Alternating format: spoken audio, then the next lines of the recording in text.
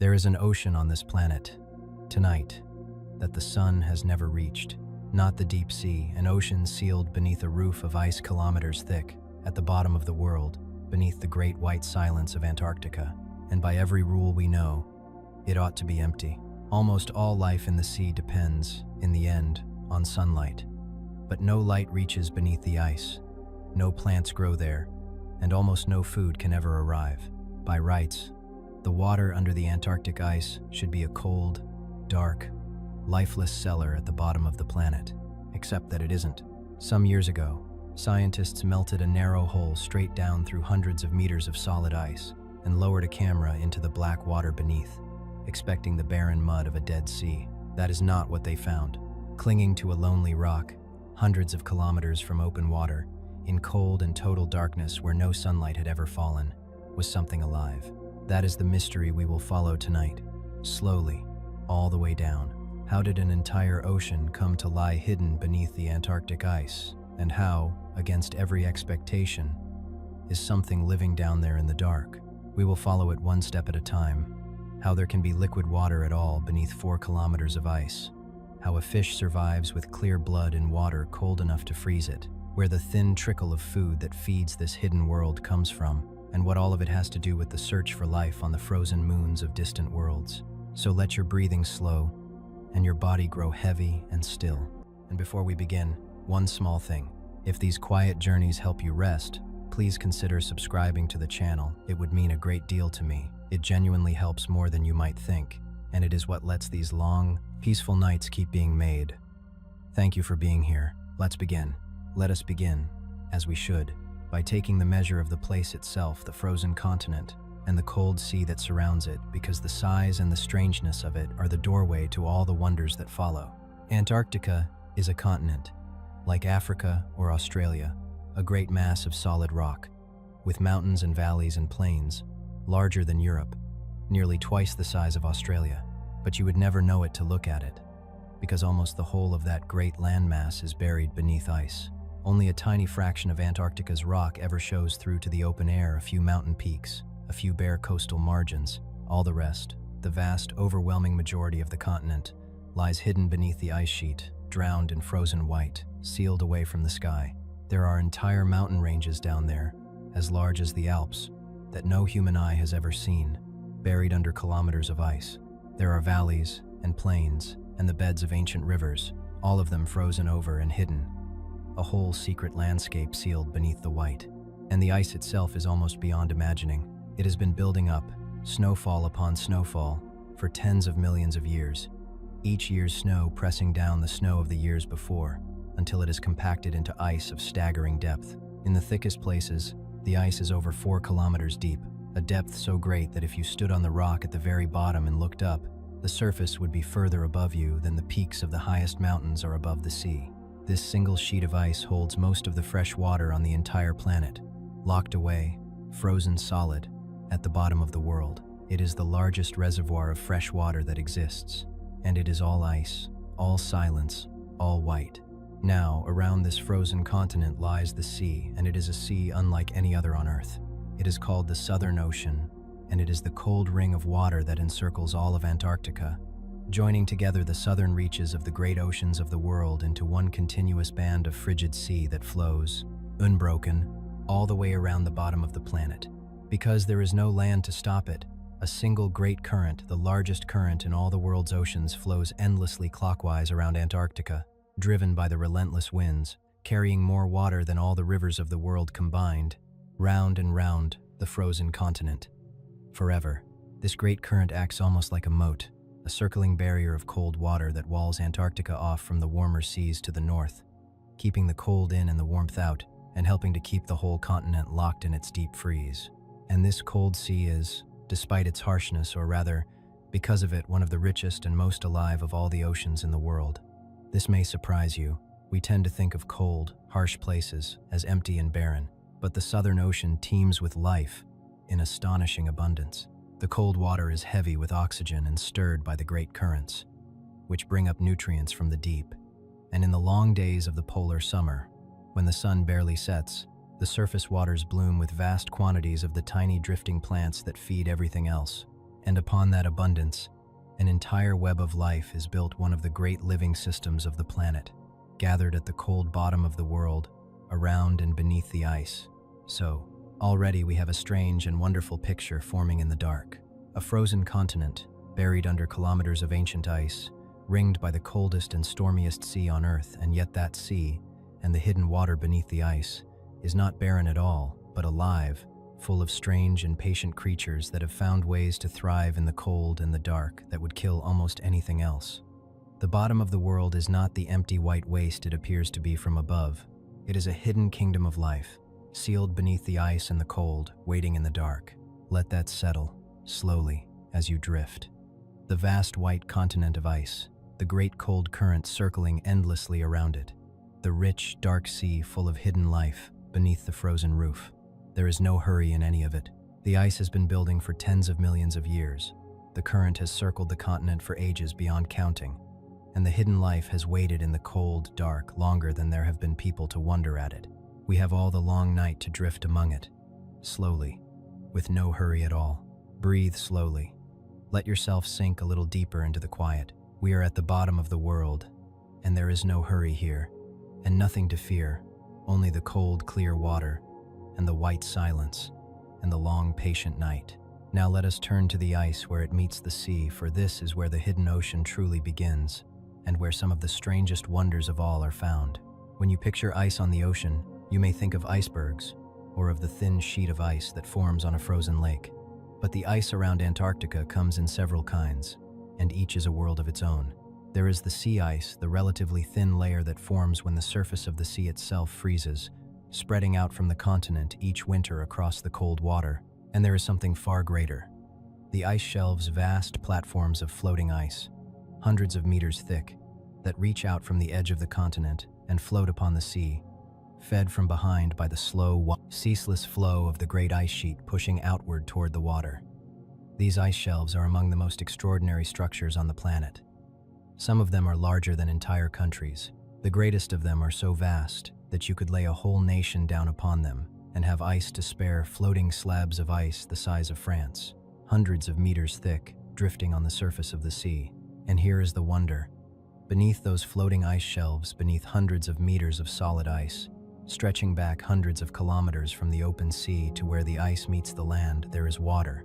Dark, cold, hidden water, sealed in between the underside of the floating ice and the seafloor far below. These are the great hidden cavities of Antarctica.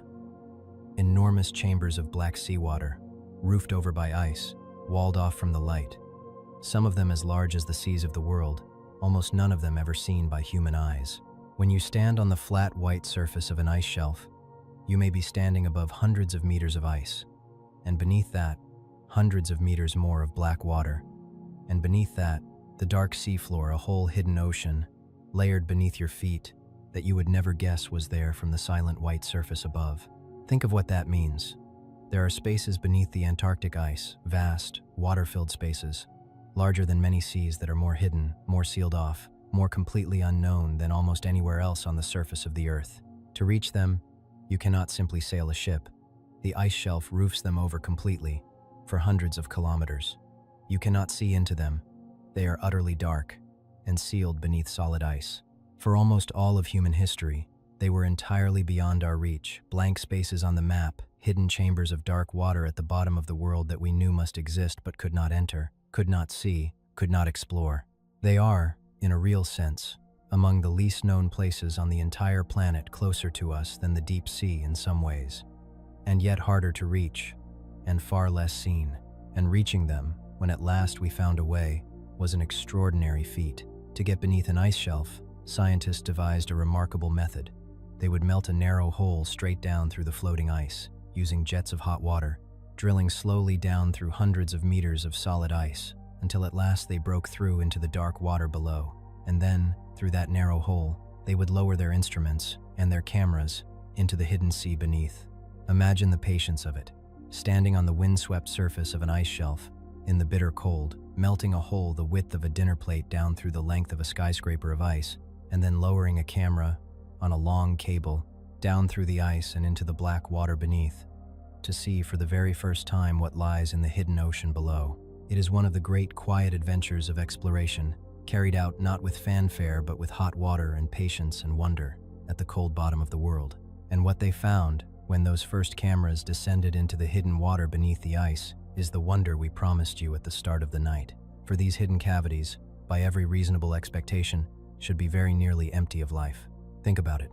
Almost all life in the sea depends, in the end, on sunlight on the tiny plants that catch the light at the surface and form the base of nearly every food chain. But beneath hundreds of meters of ice, hundreds of kilometers from the open sea, no sunlight reaches at all. No tiny plants can grow. Almost no food should ever arrive in such a place. By rights, the seafloor beneath the deep ice should be a barren desert, dark and cold and lifeless. And yet, when the cameras went down again and again, in place after place, they did not find a barren desert. They found life. Strange, sparse, patient life, clinging on in the dark, in a place where, by all our expectations, nothing should be able to live at all. We will come to exactly what they found, and how it survives, later in the night, when we have learned a little more. For now, simply hold the wonder of it. There is a hidden ocean beneath the Antarctic ice, sealed in darkness, sealed from the light, hundreds of meters beneath the frozen roof, and against all reason. There is something alive down there. Let that be a small, warm light in the dark as you drift. That even in the most hidden, the most sealed away, the most lightless place on the surface of the earth, life has found a way to be there, quietly, patiently, in the cold and the dark. Breathe slowly. There is no hurry beneath the ice. Let yourself sink a little deeper into the quiet, and we will go on, gently, into the hidden world below. Let us stay, for a moment longer, with that lonely living thing on the rock because of all the wonders hidden beneath the Antarctic ice. It is the one that most quietly overturned what we thought we knew. For a long time, the assumption was simple and reasonable. Far back under a floating ice shelf, hundreds of kilometers from open water, there is no light, and so no drifting plants, and so it was thought almost nothing to eat. The expectation was that as you traveled inward beneath the ice, away from the distant edge where the shelf meets the sea, life would thin and thin until there was, in effect, none of it left at all. Only cold mud, and silence, and the dark. So when the team drilled down through the shelf through ice the better part of a kilometer thick, they did not expect to find company. They were studying the ice and the seafloor beneath it, and they lowered the camera mostly to see the bare sediment they meant to sample. What the camera found, when it swung at last past a lonely boulder on the bottom, was a scattering of living things fixed firmly to the rock, small, still creatures, the kind that feed by combing from the moving water whatever scraps of food drift by. They were not supposed to be there. There was no obvious food for them, no light, no warmth, nothing, and yet there they were, far in beneath the ice, alive in the black, doing the patient work of living where the rules had said nothing could. It is worth resting on how strange that is, gently, as you drift. These are not creatures that can swim off in search of a better place. A creature that feeds by filtering the water is anchored where it settles. Wherever its young happens to come to rest, there it must stay, and there it must somehow find enough to live on for the whole of its life. For such an animal to be living far beneath the ice means that food, real food, enough food is somehow reaching even that remote and lightless place. The lonely thing on the rock was not only a survivor, it was a kind of message. It was telling us, in the plainest way it could, that the dark water under the ice is not a dead cellar after all, but a place threaded, however faintly, with the means of life. And that single quiet message reframes the whole of the night.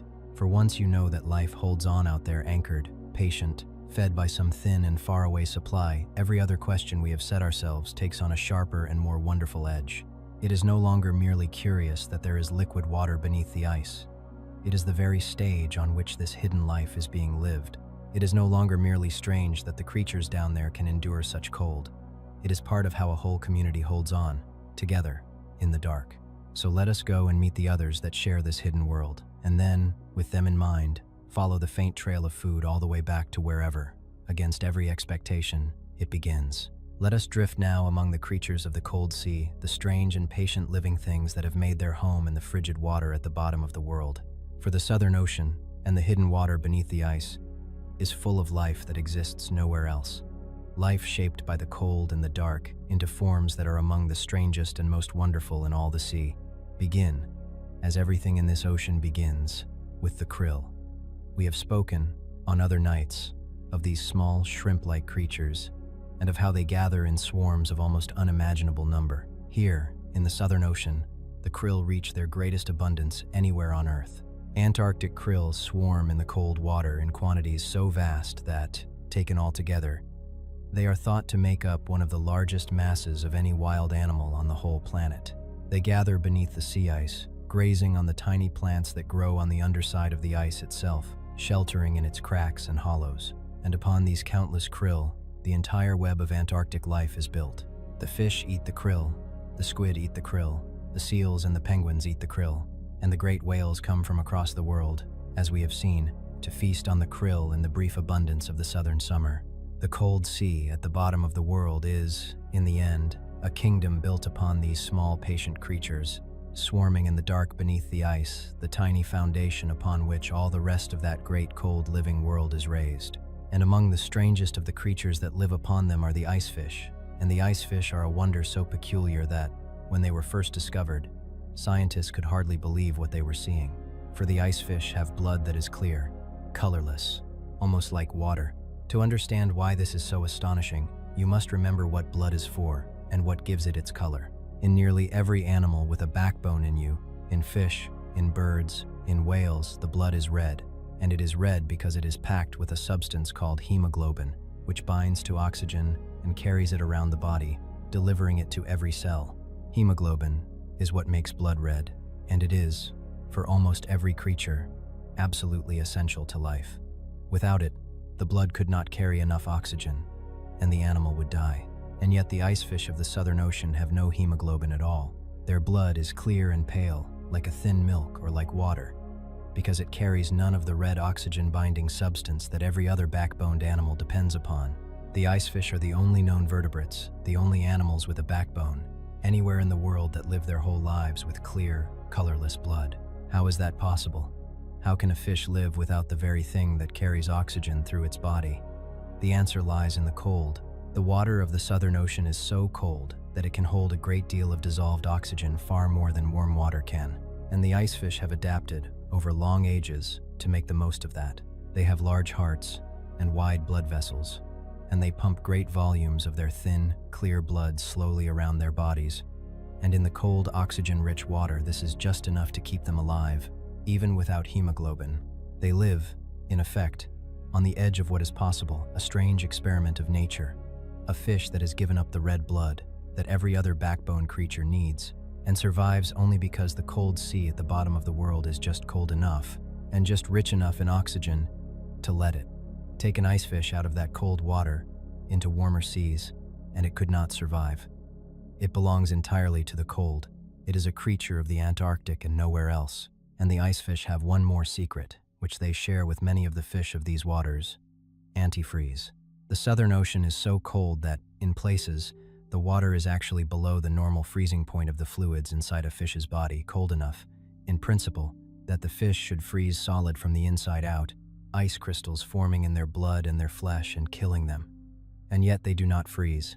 They do not freeze because, over long ages, they have evolved special substances in their blood, natural antifreeze proteins that latch onto any tiny ice crystal that begins to form and stop it from growing, keeping the fish's body fluids liquid, even in water cold enough to freeze them. It is a quiet, remarkable piece of natural engineering, a living antifreeze flowing in the blood that allows these fish to swim, unfrozen, through water cold enough to turn them to ice. Without it, there could be no fish at all in the coldest Antarctic waters. With it, the ice fish and their kin have made the impossible cold their home. Sit with that for a while, gently, in the dark. There are fish at the bottom of the world that swim through water cold enough to freeze them, kept liquid only by a living antifreeze in their veins, breathing through clear and colorless blood that no other backboned creature in the world possesses. They are not monsters. They are not fearsome. They are pale, quiet, patient fish, hovering in the cold, dark water beneath the ice, living their slow, cold lives in a place so harsh that almost nothing else could survive there at all, and they have made it their home, and they belong to it, and they are perfectly, peacefully at home in the cold. There is something deeply calming in that thought, that life is so patient and so inventive that it has found a way to be at home even here, in the coldest water in the world, beneath the ice, at the bottom of the world. Let your breathing slow. There is no hurry in the cold. The ice fish hovers, quiet and pale, in the dark water beneath the ice, in no hurry at all, and neither, tonight, are you. There is another wonder in the cold sea at the bottom of the world, and it is one of the strangest patterns in all of nature. The creatures here grow larger, often, than their relatives anywhere else in the world. The cold, dark water of the Southern Ocean is a place of quiet giants, and the reason why is itself a gentle mystery. If you were to drift down to the seafloor beneath the Antarctic ice and look closely at the small creatures living there, you would find, again and again, that they are bigger than they have any right to be. There are sea spiders here, spindly, long-legged creatures, distant relatives of the spiders of the land, that in most of the world's oceans are tiny, the size of a fingernail, but that in the cold Antarctic water grow to the size of a dinner plate, their long legs spanning wider than your hand, stepping slowly across the dark seafloor on limbs as long as pencils. There are sea worms and sea stars and other creatures of the cold seabed, all grown to unusual size. This pattern, the tendency of cold water creatures, especially in the polar seas, to grow larger than their warm water cousins is a real and well-documented thing, found again and again among the small creatures of the Southern Ocean. The cold sea grows giants. Why should this be? The honest answer is that we are not entirely certain, and several quiet reasons probably work together. The cold water, as we have seen, holds a great deal of oxygen, and this abundance of oxygen may make it easier for a large body to get all the oxygen it needs to its every part, easing one of the limits that, in warmer water, keeps such creatures small, and the cold itself slows everything down. In the chill of the Southern Ocean, the creatures live at a slower pace, their bodies ticking over gently, growing slowly but for a very long time, living long, unhurried lives in which there is time, across the patient years, to grow large.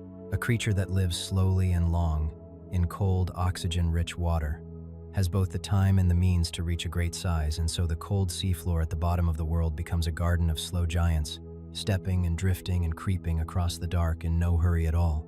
And nowhere is the slowness of this cold world more wonderful than in the sponges. On the seafloor beneath and around the Antarctic ice grow great sponges, simple, ancient animals that filter their food from the cold water and grow, in the chill, with a slowness that is almost beyond belief. Some of these Antarctic sponges grow so slowly that the largest of them may be among the oldest living animals on the entire planet. A single great sponge, sitting quietly on the cold, dark seafloor, may have been alive for hundreds of years, and perhaps, though this is hard to be certain of, for 1,000 years or more, growing imperceptibly slowly in the cold, filtering the dark water, century after century, while empires rose and fell in the warm world far above. Imagine that, a living thing, sitting in the dark, cold water at the bottom of the world, that may have been alive since before your country existed, growing so slowly that in a human lifetime it would barely change at all. There are few stiller, slower, more patient forms of life anywhere on Earth. There is a deep peace in contemplating these slow, cold lives as you drift toward sleep. Everything in this hidden world moves slowly. The giant sea spider steps slowly across the dark floor on its long legs. The pale icefish hovers, barely moving, in the cold black water. The ancient sponge sits, century after century, filtering the dark, growing by the width of a hair in a year. There is no hurry anywhere in this cold, hidden world. Life here is lived at the slowest of all paces, in the cold and the dark, with all the patience of the deep ice itself. And for one night, you are invited to slow yourself to something like that pace, to let your own hurry fall away, and your breathing slow, and your thoughts grow few and far apart, until you are drifting as slowly and as peacefully as the great old sponge on the dark, cold floor, in no hurry at all, at the still bottom of the world. And there is life here, too, that breathes the air as you do, warm-blooded life, that lives much of its existence beneath the ice, and yet must rise, like the whales, to breathe. Beneath the Antarctic ice swim the Weddell seals, large, gentle seals that live further south than almost any other mammal in the world, spending much of their lives in the cold water beneath the sea ice. They dive deep and long, hunting the fish of the cold, dark water, holding a single breath for far longer than any human could, and then they return, through the dark, to breathe.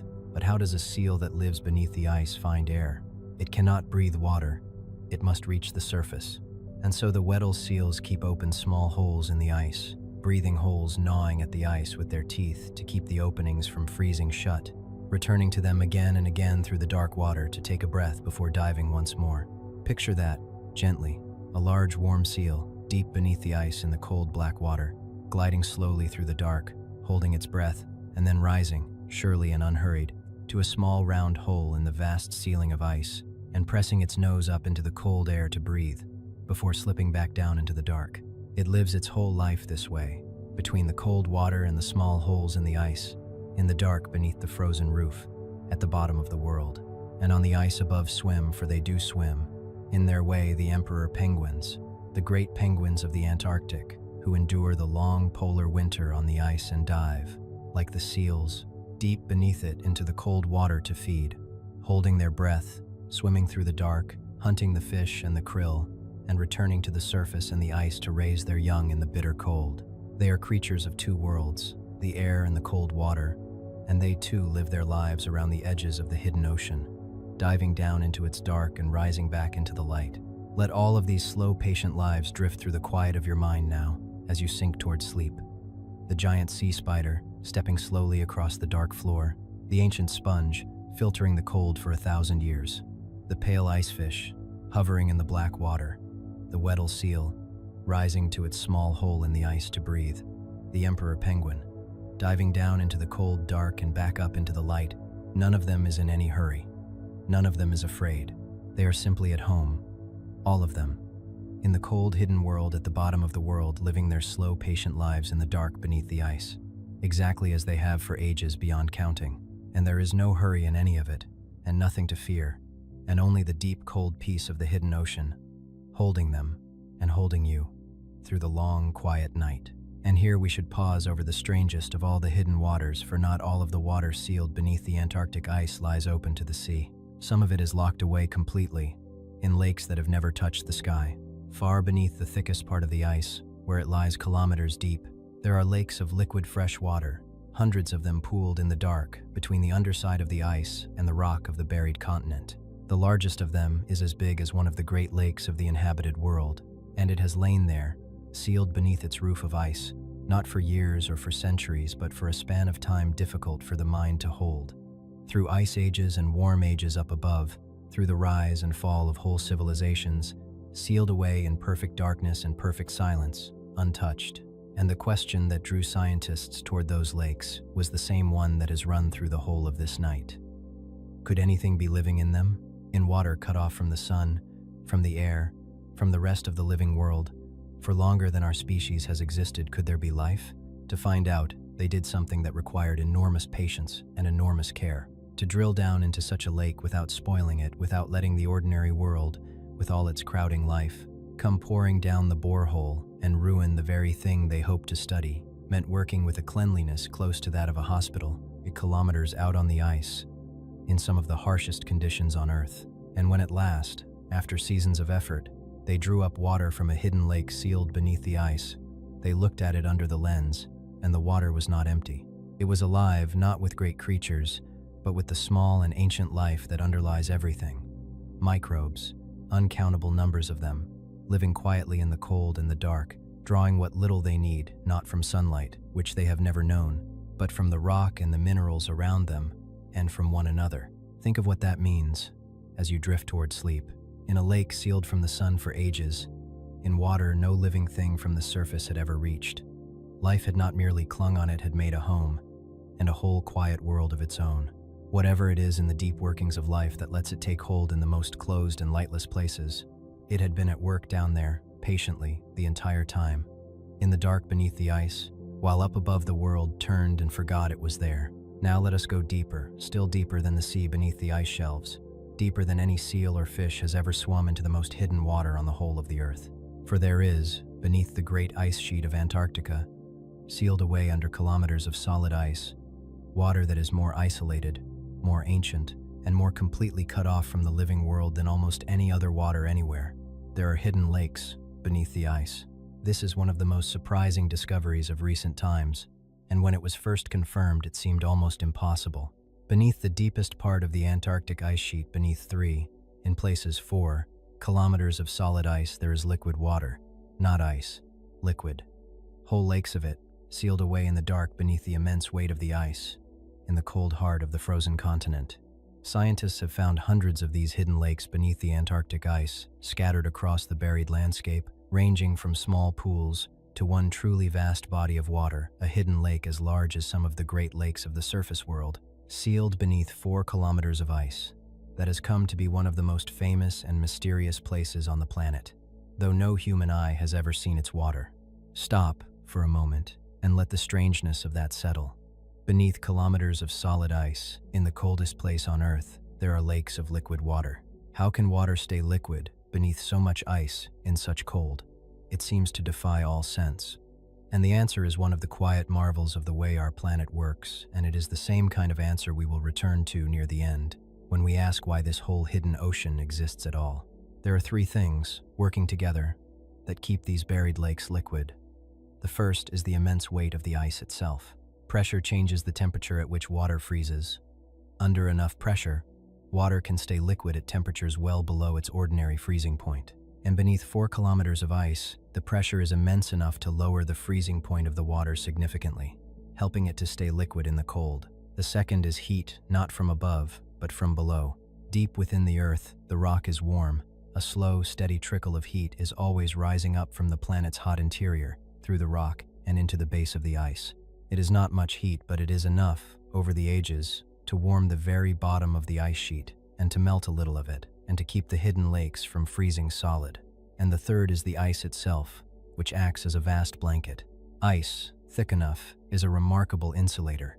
The 4 kilometers of ice overhead seal the lakes away from the deadly cold of the Antarctic air above, holding in what little warmth rises from the rock below. Pressure from the weight above, warmth rising from the rock beneath, and the great insulating blanket of the ice between, and so, against all expectation, the water stays liquid, sealed in the dark, at the frozen heart of the continent.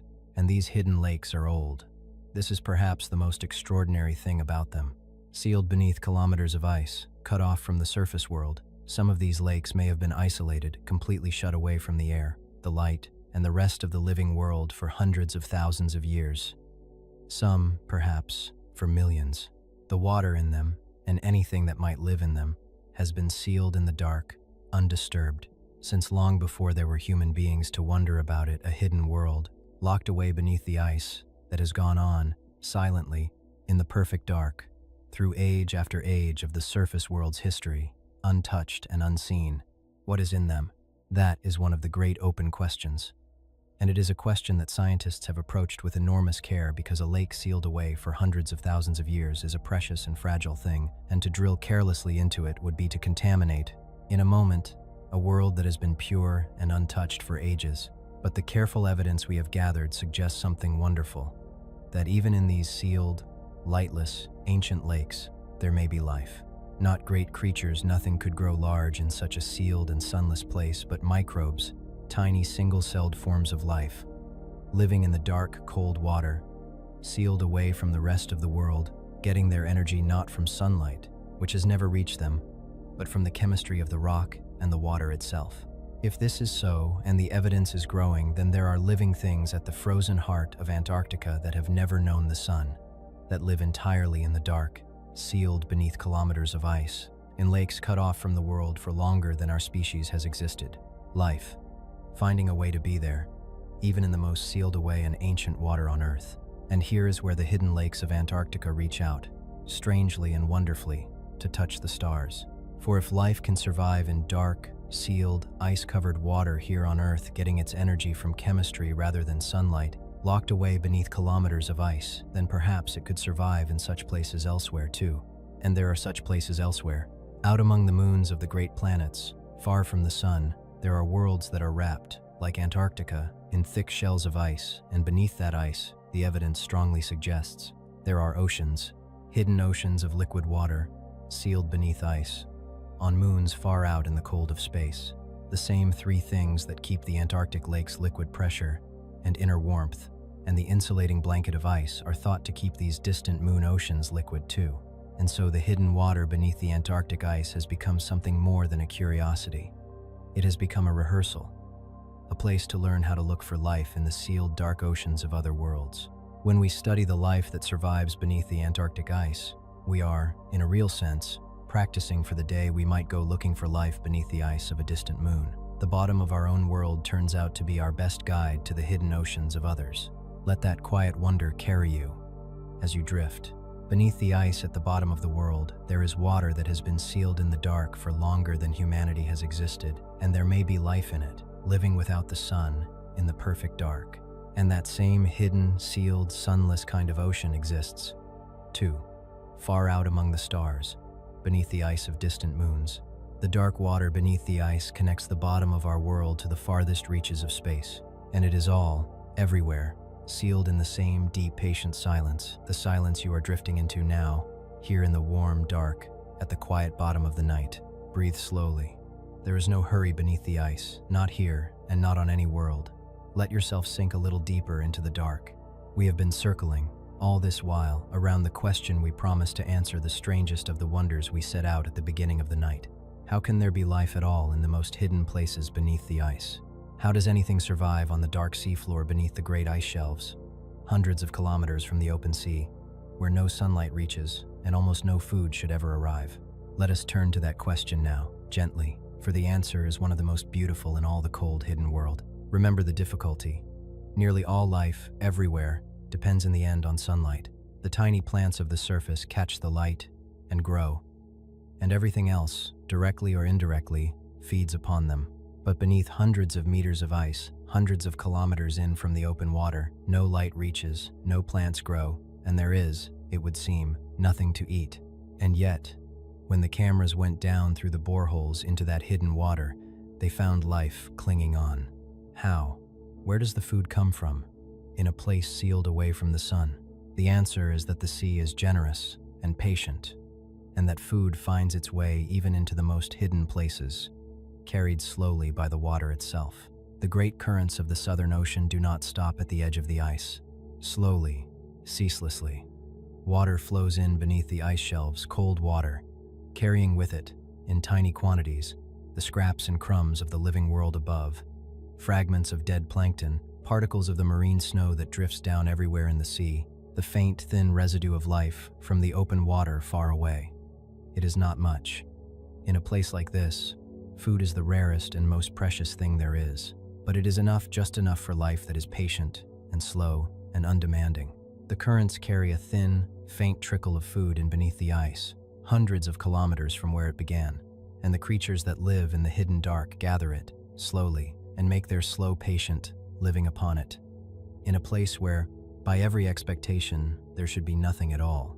And so, when the explorers lowered their cameras through the ice, far and beneath the great shelves, they found clinging to lonely boulders on the dark seafloor, in water sealed away from the sun, creatures that filter their food from the slow-moving water, sponges, and other still, patient, filter-feeding animals, anchored to the rock, straining the faint trickle of food from the dark current as it drifts slowly past.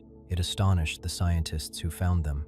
Here, in one of the most hostile and sealed-away places on the planet, under a roof of ice as thick as a mountain, hundreds of kilometers from the open sea, in cold and total darkness, life was not merely surviving but had built itself a quiet, anchored, patient existence, straining a living from the thin, dark water, perhaps for many years, perhaps for far longer.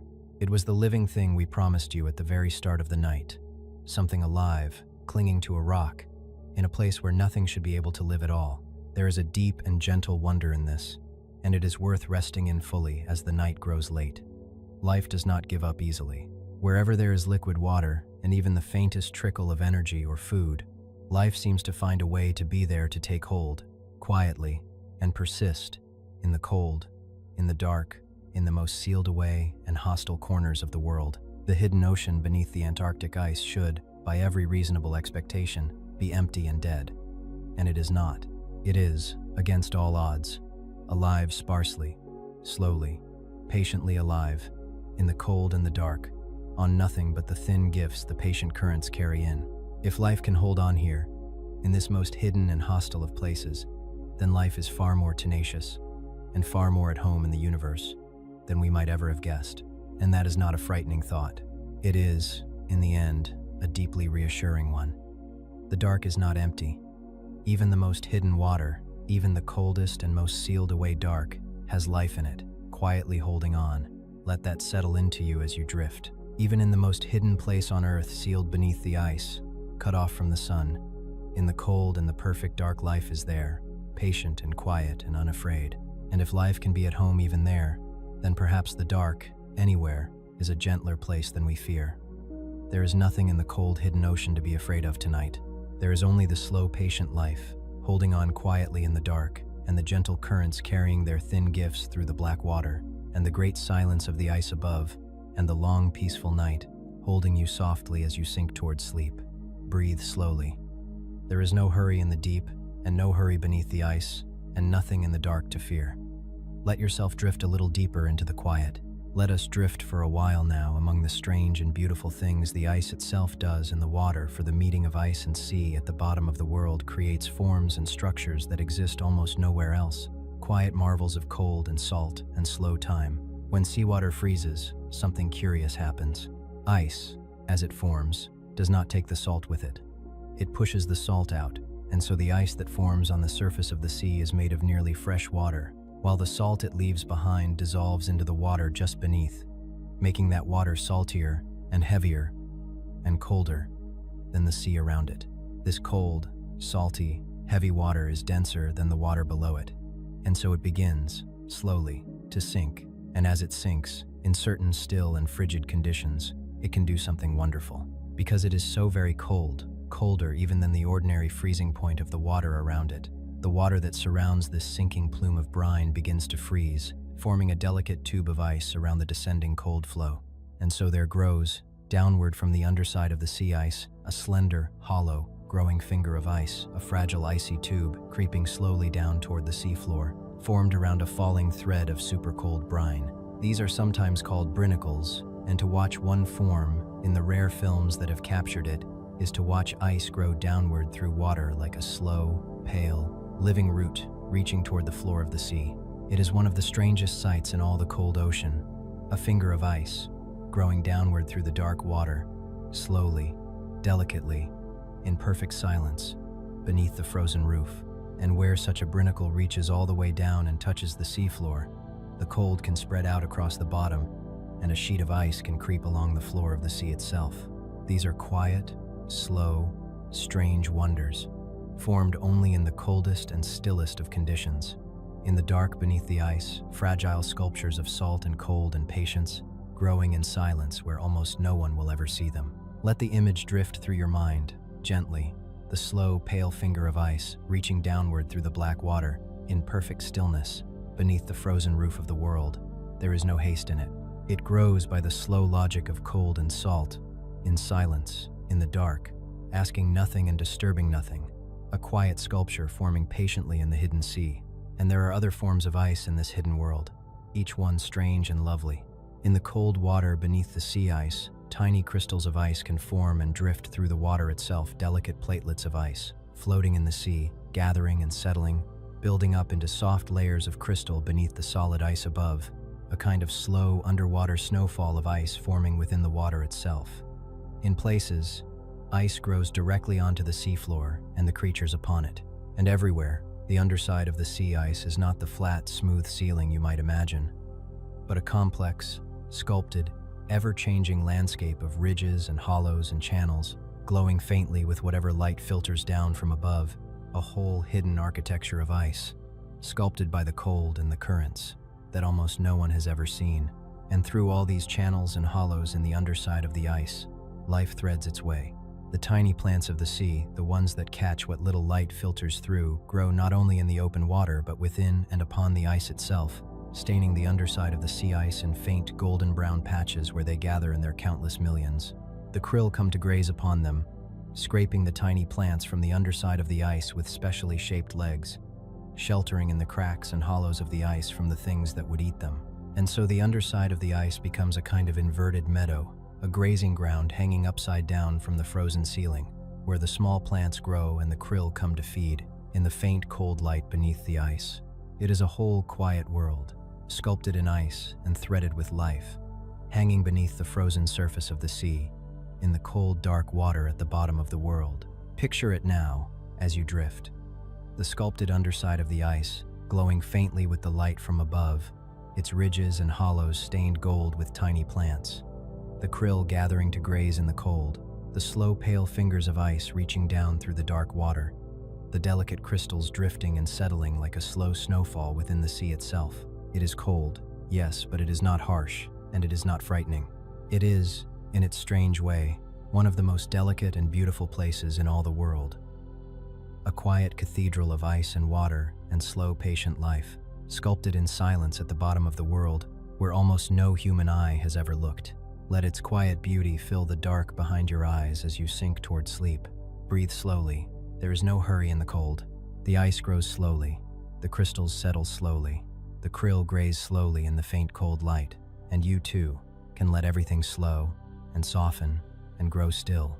Here in the warm dark, as you drift down toward the bottom of the night, let us drift now through the great rhythm of the year at the bottom of the world, for the hidden ocean and the ice above it breathe, slowly, with the seasons, in one of the largest and most regular changes that takes place anywhere on the face of the planet. The defining fact of life at the poles is the long swing of light and dark across the year. At the far south of the world, the sun does not rise and set each day as it does in the gentler middle latitudes. Instead, through the long summer, the sun circles round and round the sky and barely sets at all, so that there are weeks and months of nearly endless daylight, the pale sun wheeling low around the horizon, never quite disappearing. And then, through the long winter, the opposite.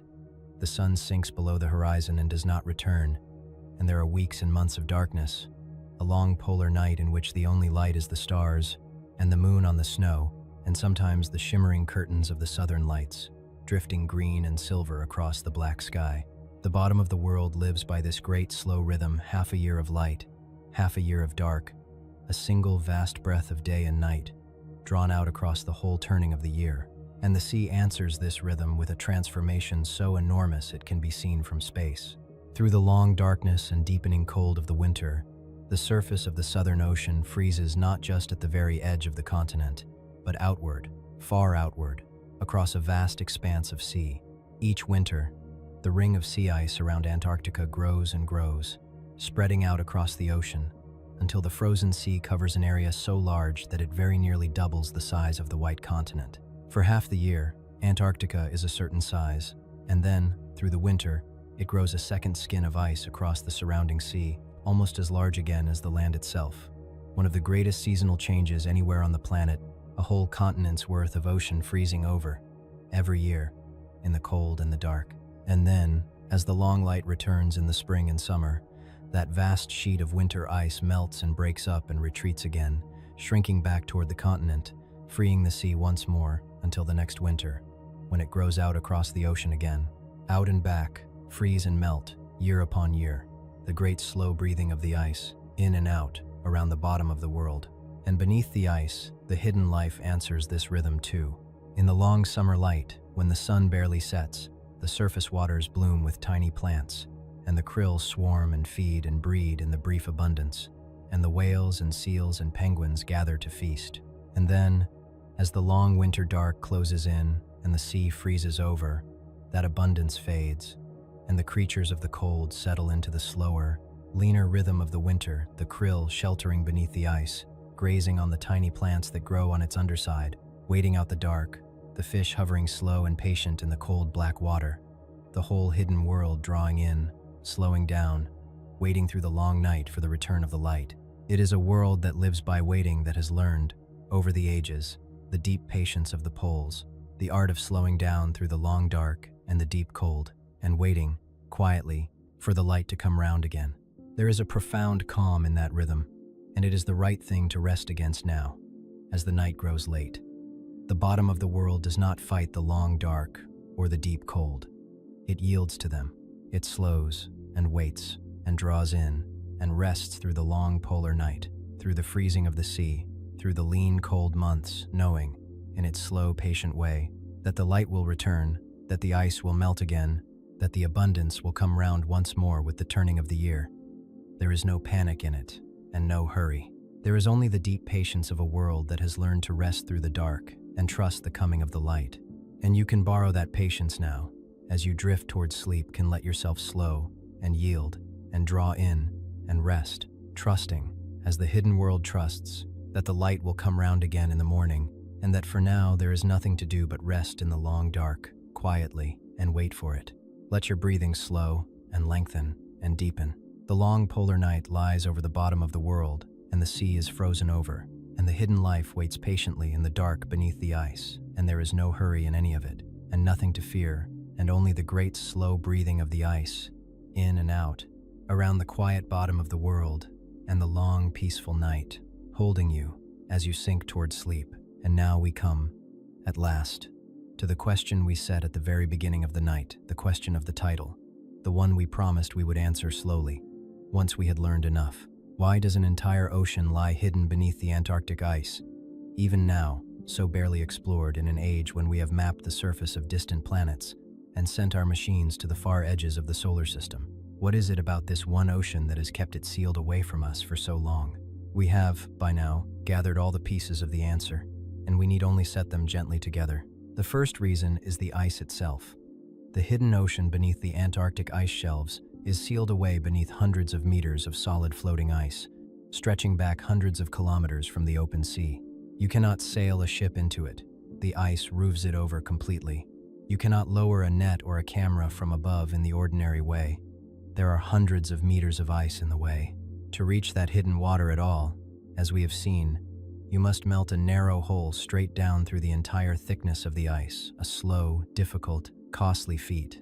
And even then you can only peer through a single narrow opening, a porthole the width of a dinner plate, into a hidden ocean the size of a sea. The lakes beneath the deep ice sheet are sealed even more completely, beneath kilometers of solid ice, so precious and so fragile in their long isolation that to reach them at all requires the most extraordinary care, lest we spoil in a moment a world that has been pure for hundreds of thousands of years.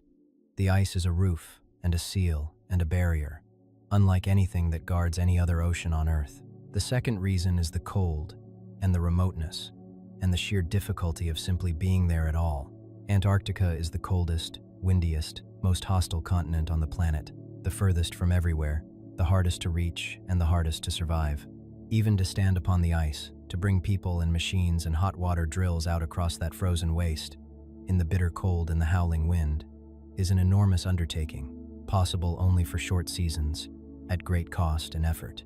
The sea around the continent is the stormiest in the world, ringed by the great current and lashed by ceaseless wind, and choked, for much of the year, with sea ice that can trap or crush a ship.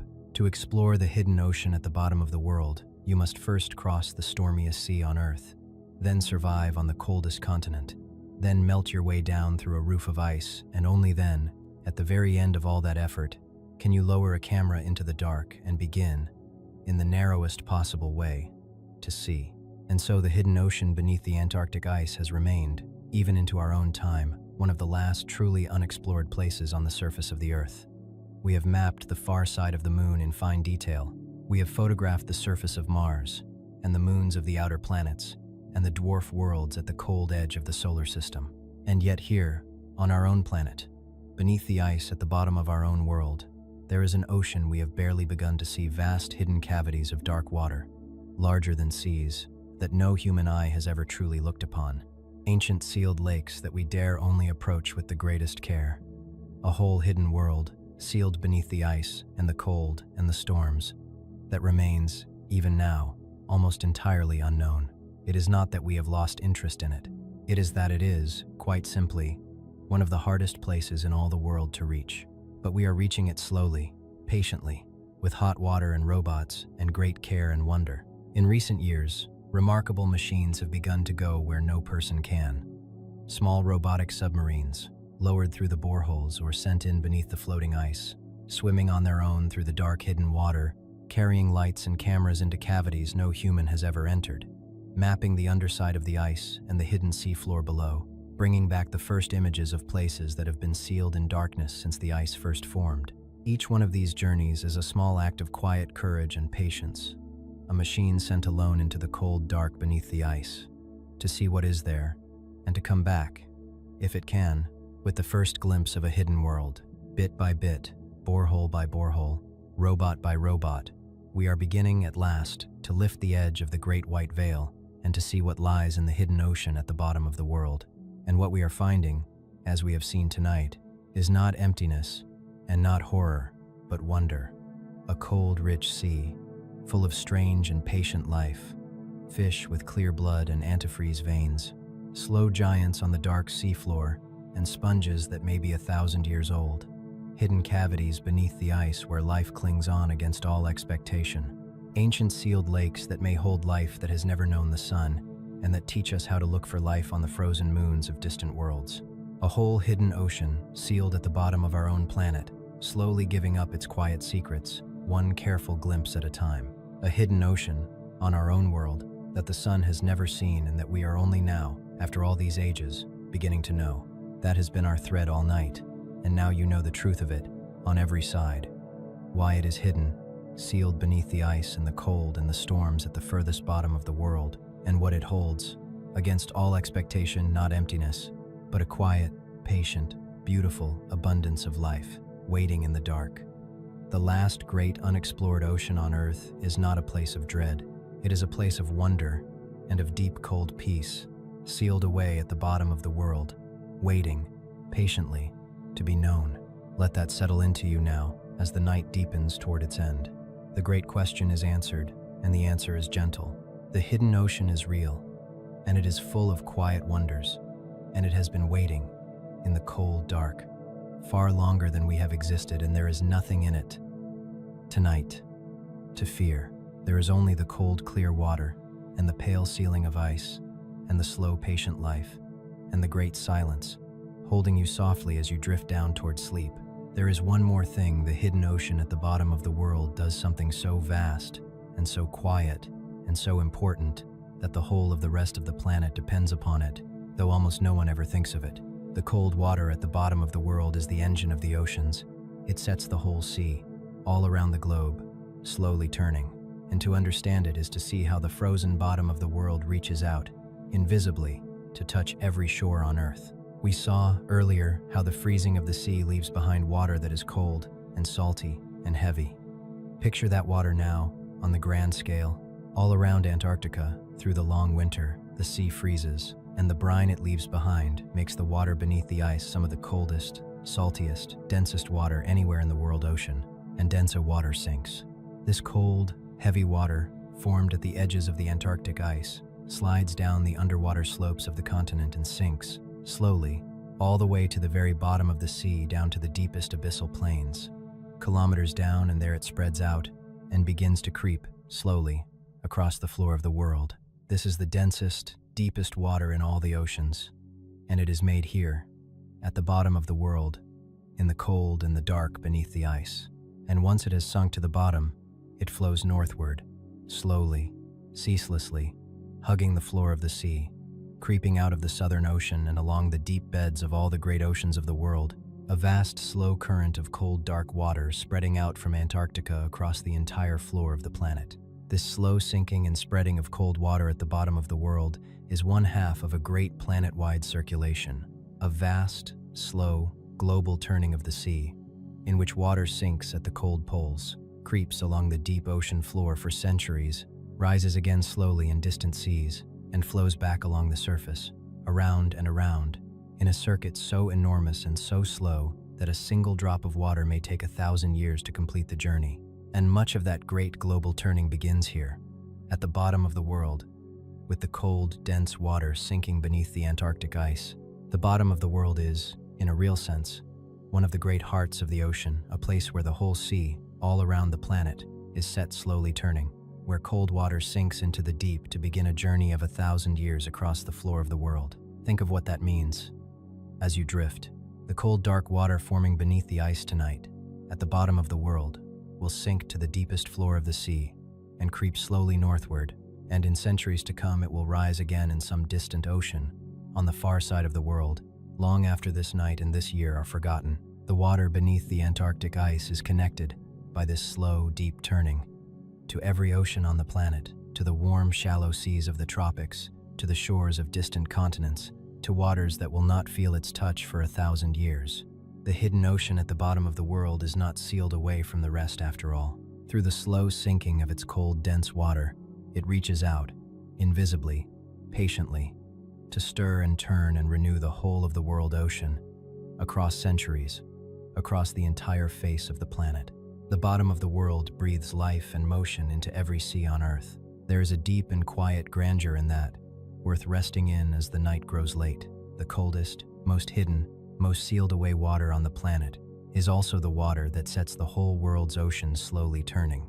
The frozen bottom of the world, that seems so remote, so cut off, so separate from everything, is in truth one of the great driving hearts of the living planet, connected by slow, deep currents to every shore on Earth.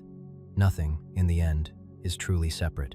The hidden ocean beneath the Antarctic ice is woven, by the slow turning of the deep, into the one great body of the world's water, and so, in a quiet way, is every sea you have ever seen, and every shore you have ever stood upon. It is all one ocean, turning slowly, together, around the whole turning world. Let that wholeness hold you now, as you sink towards sleep. The cold waters sinking at the bottom of the world, the slow, deep current creeping out across the floor of the planet, the great thousand-year turning of the whole world's sea, set in motion here, in the cold and the dark beneath the ice. There is no hurry in any of it. It turns at the pace of centuries, patient beyond all imagining, and it has been turning so since long before there were people, and it will turn so long after. And you are part of it, tonight held in the one great turning ocean, at the quiet bottom of the world, drifting slowly down toward rest. Breathe slowly. There is no hurry in the deep. Let yourself sink a little further into the dark. But we still have not answered the question. The lonely creature on the rock first set us the simplest and most stubborn question of the whole night. If there is no sunlight beneath the ice, and so no plants, then where does the food come from? What, in the end, is feeding the hidden ocean? Let us follow it through, the way you might trace a thread back to its spool. The first and most obvious possibility is that the food drifts in from far away, out at the distant edges of the ice, where the shelves meet the open sea.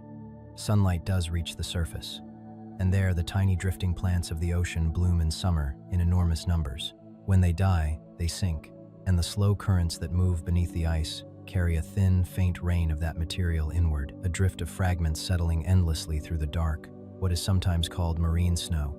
It is not much. By the time it has traveled hundreds of kilometers and beneath the ice, it is the barest trickle of nourishment. But the creatures down there are built for exactly that. They live slowly, they ask for little, and they can wait.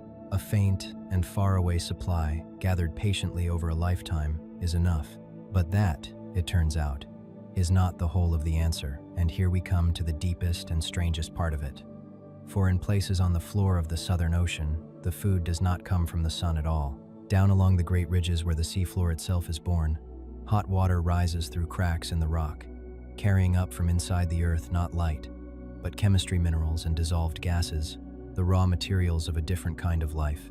And there are living things, down in that warmth in the permanent dark, that have learned to feed on it directly, to take the energy locked in those chemicals and build their bodies from it, with no sunlight anywhere in the chain. Around these warm vents, in water that never sees the day, whole gardens of life have gathered, pale, patient creatures crowding the warmth, some of them found nowhere else on Earth, living entirely on the breath of the planet itself. It is worth holding that, gently, as the night deepens. We began by thinking the hidden ocean must be barren because the sun could not reach it, and the final answer is that the sun, in the end, is not the only source of life there is. Some of the life beneath the Antarctic ice leans, faintly, on a far-off summer it will never see, and some of it leans on nothing of the sort, only on the slow warmth rising from the rock, in the dark, where the sun has never mattered at all. Two threads of nourishment, one from far above and one from far below, reaching into the same sealed and lightless sea, and between them keeping it, against every expectation, alive. Let us return, for a while, to the creatures of this cold sea, for there are wonders among them we have not yet met, and the deep dark water of the Southern Ocean holds one creature in particular that has long stirred the human imagination, the colossal squid. We have spoken, on another night, of the giant squid, that great soft creature of the deep that hid from us for 2,000 years. The colossal squid is its cousin, and in some ways its rival for the title of the largest of all the soft-bodied creatures, and it belongs, almost entirely, to the cold, deep waters around Antarctica. It lives in the dark, deep beneath the surface of the Southern Ocean, and it is built on a heavy, powerful scale, shorter, perhaps, than the longest giant squid, but far more massive, a great deep-bodied creature of the cold abyss, with the largest eyes of any animal known to exist, eyes the size of dinner plates, vast dark globes built to gather the faintest glimmer of light in the deep dark water where it lives. Imagine those enormous eyes, drifting in the cold black water far beneath the Antarctic surface, gathering the faint blue glow of the creatures of the deep, watching the darkness with a patience as old as the cold sea itself. For a long time, the colossal squid was known to us only in fragments, a piece recovered here. A beak found in the stomach of a sperm whale there for the sperm whales. Those great deep divers hunt the colossal squid in the cold dark water and carry the marks of the meeting and the indigestible beaks of their prey as the only record of a battle that takes place far below, in the lightless deep, where no human has ever watched. The colossal squid remains, even now, one of the great mysteries of the Southern Ocean, a vast, soft creature with dinner plate eyes, living in the cold, dark abyss at the bottom of the world, glimpsed only rarely, known mostly from the traces it leaves, drifting patiently through the black water where almost no light has ever reached. It is a fitting inhabitant of this hidden world, a great gentle mystery of the cold deep, keeping to itself in the dark, asking nothing of the world above. And there are gentler creatures, too, in the cold sea that are worth meeting as you drift. There are the great whales, which come from across the world, as we have seen, to feast on the krill in the brief southern summer, filling these cold waters with their long, low songs before they turn and travel north again. There are the seals, not only the Weddell seals beneath the ice, but the leopard seals, sleek and powerful, and the great elephant seals, the largest of all the seals, that haul out on the cold shores in their thousands. There are the penguins of many kinds, the emperors and the adelies and the others, that gather on the ice and dive into the cold water to feed. And there are the seabirds, the albatrosses, the greatest of flying birds, with wings wider than a person is tall, that wheel and glide for hours over the stormy Southern Ocean, riding the endless winds around the bottom of the world, coming to land only rarely, spending the greater part of their long lives out over the cold gray sea. The bottom of the world, that seems so empty and so hostile from afar, is in truth thick with life in the water, on the ice, in the air above a whole great living kingdom, gathered at the cold far edge of the world, around and beneath the ice. Let all of these drift gently through your mind as you sink towards sleep, the great colossal squid with its dinner plate eyes, watching patiently in the cold dark abyss, the whales singing across the cold water, the seals diving beneath the ice, the penguins gathering on the white, the great albatrosses wheeling endlessly over the gray sea on their enormous wings. None of them is in any hurry, none of them is afraid. They are simply at home, all of them, in the cold kingdom at the bottom of the world, living their slow, patient lives in the cold and the dark and the wind, exactly as they have for ages beyond counting. And there is no hurry in any of it, and nothing to fear, and only the great, cold, living silence of the bottom of the world, holding them all and holding you through the long, quiet night. Breathe slowly. Let yourself drift a little deeper into the dark. We are nearing the end of our long night together now, and there is nothing ahead of us but rest. Before we follow the thread any further, let us pause and simply be there for a while, for it helps, in understanding a place, to stand inside it. So let yourself drift down, gently, in your imagination, into the hidden ocean itself. Imagine you are standing on the ice, at the very bottom of the world, on a still and silent day.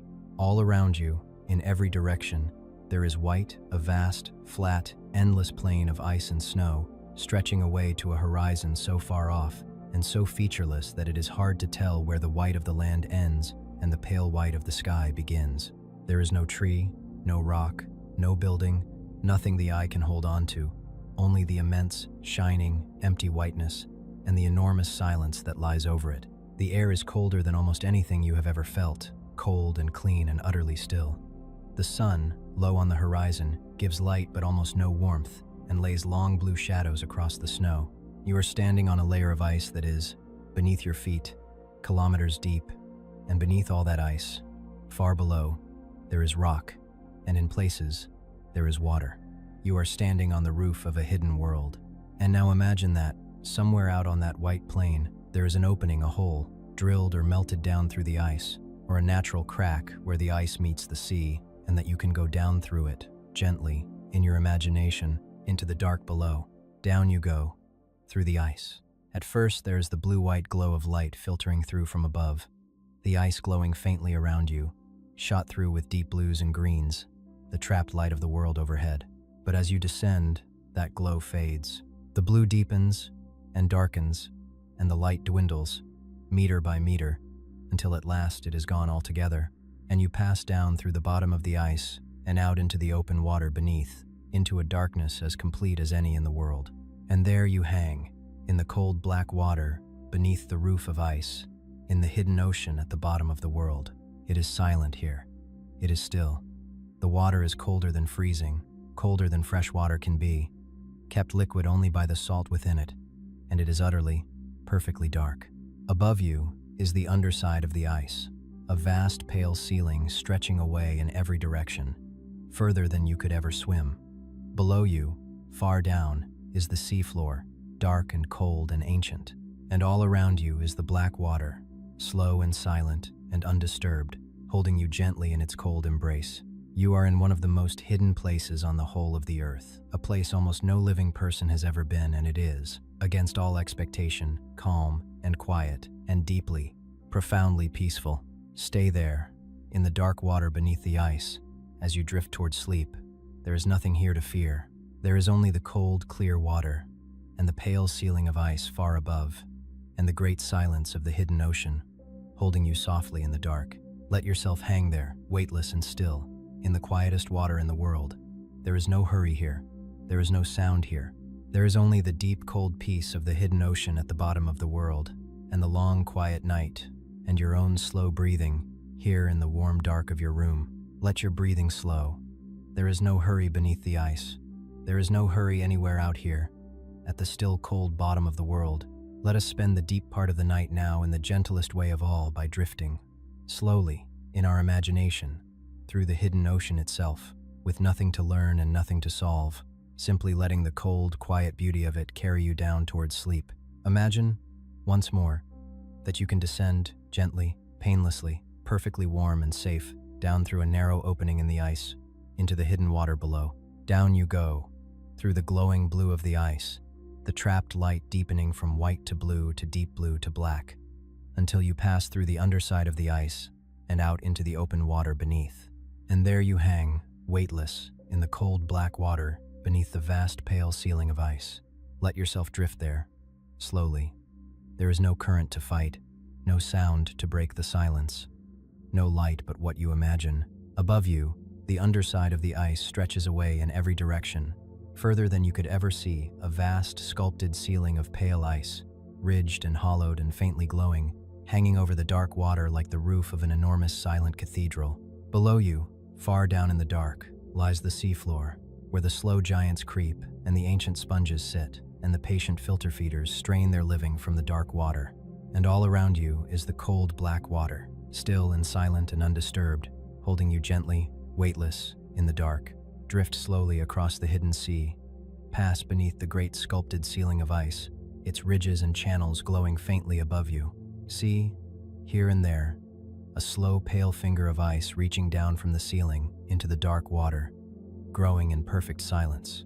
See the faint golden stain of tiny plants on the underside of the ice, and the krill gathering to graze among them in the cold.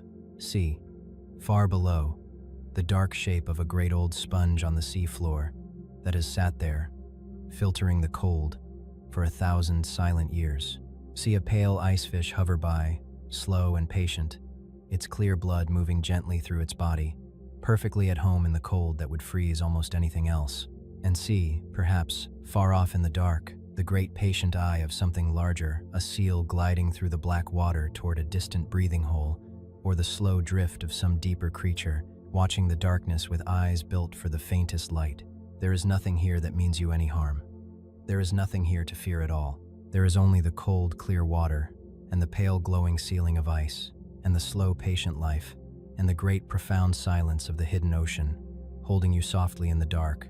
It is one of the most peaceful places in all the world, this hidden sea beneath the ice, where it is always quiet, always still, always dark and cold and calm, untouched by the noise and the hurry of the world above. Let its deep stillness become your stillness now. Let its silence settle into you. Let yourself hang there, weightless and at peace, in the quietest water in the world, with nothing to do and nowhere to be, and no hurry of any kind, drifting slowly in the cold dark beneath the ice, at the still bottom of the world. And as you drift there, in the hidden sea, let your mind widen for a moment to the simple wonder of it all, the wonder we began with, all those hours ago. This place is real. It is there, right now, tonight, at the bottom of the world. While you lie here in the warm dark, there truly is a hidden ocean beneath the Antarctic ice, black and cold and silent, full of slow, patient life, sealed beneath the frozen roof, turning slowly in the dark. It is not a story. It is not imagined.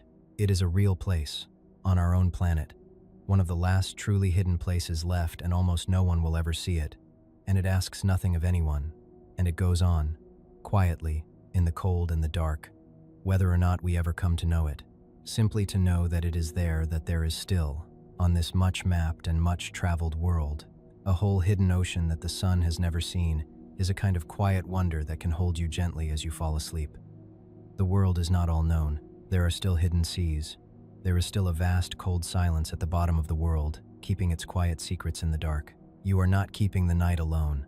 Far away, at the bottom of the world, the hidden ocean is keeping it with you, silent and patient and full of slow, cold life, turning quietly beneath the ice. Let its deep calm hold you now. As you drift the last small distance down toward sleep, breathe slowly. There is no hurry beneath the ice. There is no hurry anywhere. At the still and silent bottom of the world, there is one last wonder to hold, before we let the night close over us, and it is perhaps the most quietly astonishing of all. The ice at the bottom of the world is not only a roof and a seal and a barrier, it is also a memory. The Great Antarctic Ice Sheet is one of the oldest and most patient records that exists anywhere on the planet, a vast frozen archive holding within it the memory of hundreds of thousands of years of the world's history. Layer upon silent layer, remember how the ice is made. Each year, snow falls upon Antarctica, and the snow of each year is slowly buried and pressed down by the snow of the years that follow, compacting, over time, into ice. And as each year's snow turns to ice, it traps within itself a little of the world as it was in that year, tiny bubbles of the actual air that lay over Antarctica when that snow fell, sealed into the ice and held there, unchanged, for as long as the ice endures. And so, layer by layer, year by year, the ice builds up into a record. The deeper you go, the older the ice, and the older the air sealed within it. Near the surface, the ice holds the air of recent times.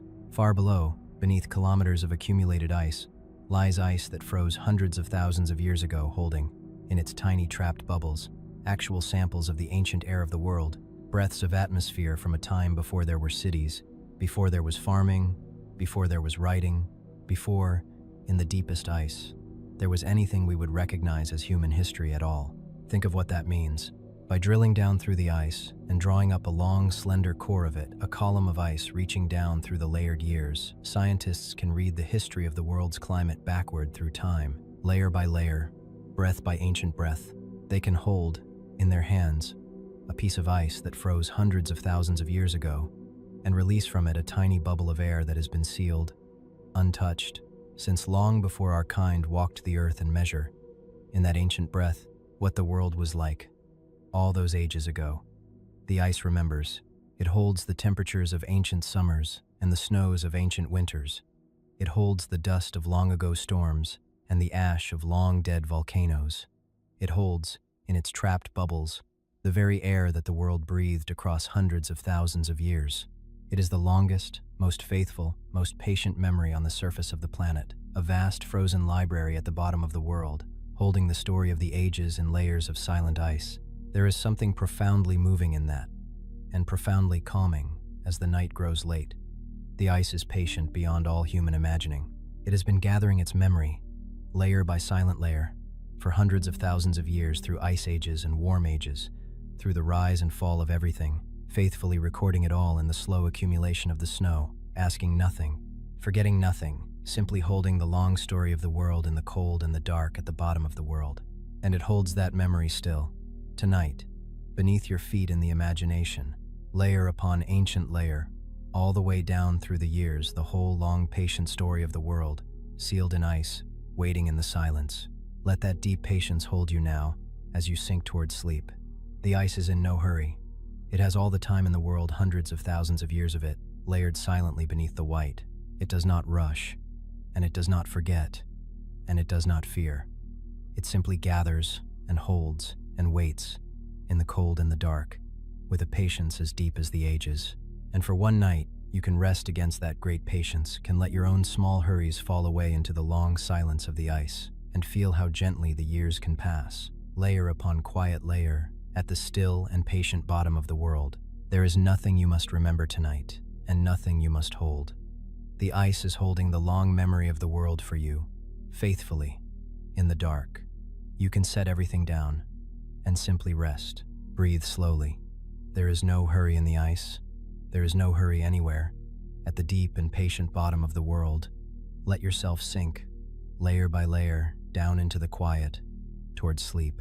Let us drift, for a while, among the icebergs, for the ice of Antarctica does not only sit upon the land and float in great shelves upon the sea, it also breaks away and sets out in vast white wanderers upon the open ocean.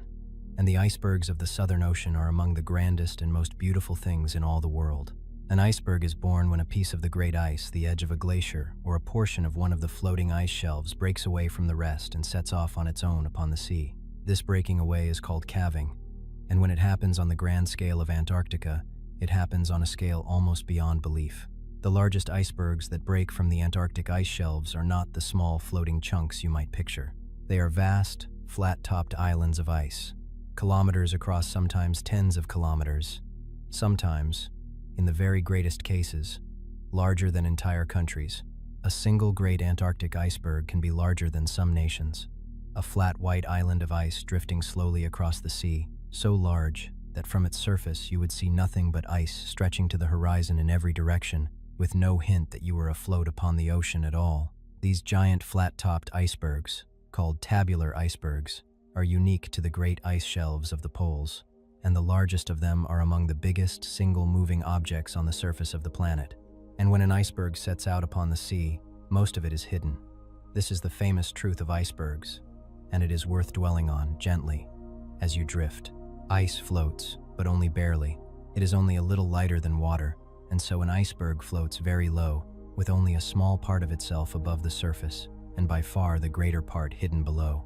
For every part of an iceberg you can see above the water, there are many more parts beneath a vast submerged bulk of ice, hanging down into the dark water, far larger than the white island visible above. The great shining iceberg you would see from a ship is only the smallest hint of the enormous mass of ice hidden beneath the surface, reaching down into the cold sea. There is something quietly fitting in that, on this night of hidden things, that even the icebergs, the most visible ice of all, keep the greater part of themselves hidden beneath the water, out of sight, in the dark.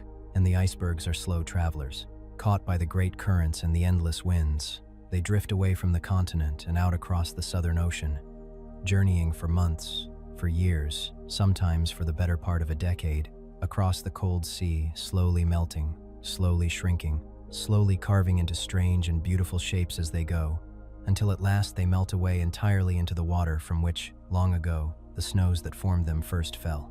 A single great iceberg may travel thousands of kilometers on its slow last voyage, a wandering island of ancient ice, carrying within it the frozen snows of thousands of years, drifting across the gray sea until it is gone. And as they drift and melt, the icebergs do a quiet kindness to the sea. The melting ice releases, into the water, the dust and minerals it gathered long ago when it was snow upon the land, a slow trickle of nourishment, fertilizing the cold sea around the iceberg, so that the water in the wake of a great drifting berg can bloom with tiny plants and gather life. Even in their slow dissolving, the icebergs give something back to the sea, a final gift of nourishment, scattered across the cold water as they melt away. Picture one now, as you drift toward sleep, a great white island of ice, flat-topped and shining, drifting slowly and silently across the gray Southern Ocean, far from any land, under the wheeling pale sun or the long polar stars. Above the water, the bright white island, kilometers across. Below the water, the vast hidden bulk of ancient ice, glowing faint blue in the cold sea, reaching down into the dark. And all around it, the slow cold water, blooming faintly with life in its wake. It is in no hurry. It drifts at the pace of the currents, across months and years, slowly melting, slowly carving into beauty, slowly giving itself back to the sea. There are few grander or more peaceful things in all the world than a great Antarctic iceberg on its slow last voyage across the cold and silent sea. Let it drift, white and silent and unhurried, across the quiet of your mind as you sink toward sleep. And let us think, too, of the people, for though almost no one has ever seen the hidden ocean beneath the ice, human beings have, across the last century or so, come to the bottom of the world and stood upon the ice and gazed out across the great white silence. And their story is its own kind of quiet wonder. For almost all of human history, Antarctica was entirely unknown, a blank space at the bottom of the maps, a continent no one had ever seen, guessed at but never reached. The stormy seas that ring it, the great current, the ice, the cold, all kept it hidden from us, far longer than almost any other place on Earth. It was only relatively recently, as history goes, that the first ships pushed far enough south through the stormy seas and the sea ice to glimpse the white coast of the continent at all, and only a little over a century ago that the first people set foot upon the deep interior of the ice and made the long, hard, dangerous journeys across the frozen waste toward the far south of the world. Theirs was an age of extraordinary endurance of small parties of people, hauling their supplies across the endless ice on foot, through cold and wind and the long polar dark, into a silence and an emptiness more complete than almost anything our kind had ever faced. Some of those early journeys ended in triumph, and some in tragedy, and all of them were marked by a depth of patience and endurance that is humbling to contemplate. They went, simply, to stand where no one had stood, at the bottom of the world, and look out across the great white silence, and know it. And what they found, again and again in their writings, was not only hardship but a strange and overwhelming beauty, a vast, pure, silent world of ice and light, more still and more immense than anything they had ever known. They wrote of the great silence of the ice, of the strange beauty of the long polar night and the shimmering southern lights, of the overwhelming emptiness and grandeur of the frozen continent, of a stillness so deep it seemed to belong to another world. They had come to the most hostile place on Earth, and found it, against all expectation, one of the most beautiful, a place of pure white silence and vast cold light.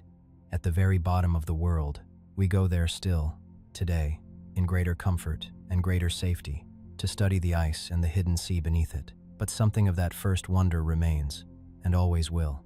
To come to the bottom of the world and stand upon the great ice and look out across the white silence is to feel very small and very quiet, and strangely at peace, to stand at the edge of one of the last great wildernesses left on Earth and feel the deep calm of it settle over you. Let that deep calm settle over you now, as you drift. The great white silence of the ice, the small brave figures crossing it long ago, simply to see the vast still beauty of the bottom of the world that humbles everyone who comes to it. There is no hurry in that silence, and no fear in it, only the deep, pure, overwhelming peace of the great ice, stretching away to the horizon under the pale sky, at the still bottom of the world. Let it hold you, that great white silence, as you sink toward sleep. Breathe slowly. There is no hurry on the ice, and no hurry beneath it. Let yourself drift a little deeper into the quiet. There is yet another hidden world down there, deeper than all the rest, that we have not yet visited, the deep floor of the Southern Ocean itself, far below the ice and the swimming creatures, down on the cold abyssal plains kilometers beneath the surface. And even there, in the deepest dark of all, the bottom of the world holds wonders. We have spoken of how almost all life depends, in the end, on sunlight. But there are places in the deep sea where life has found another way, entirely places where it lives, not on sunlight at all, but on the heat and chemistry of the Earth itself. Scattered across the deep ocean floor, in certain places, there are hydrothermal vents, cracks in the seafloor where water, seeping down into the hot rock below, is heated fiercely and comes rushing back up, hot and rich with dissolved minerals, into the cold dark water of the deep. And around these vents, in the lightless deep where no sunlight has ever reached, whole communities of strange life have gathered, life that depends not on the sun but on the chemicals rising from within the earth, built upon tiny microbes that can make their living from that chemistry, in the perfect dark. These vent communities are among the strangest and most wonderful discoveries in all of ocean science. Whole gardens of life, thriving in the deep dark, fed by the heat of the planet rather than the light of the sun.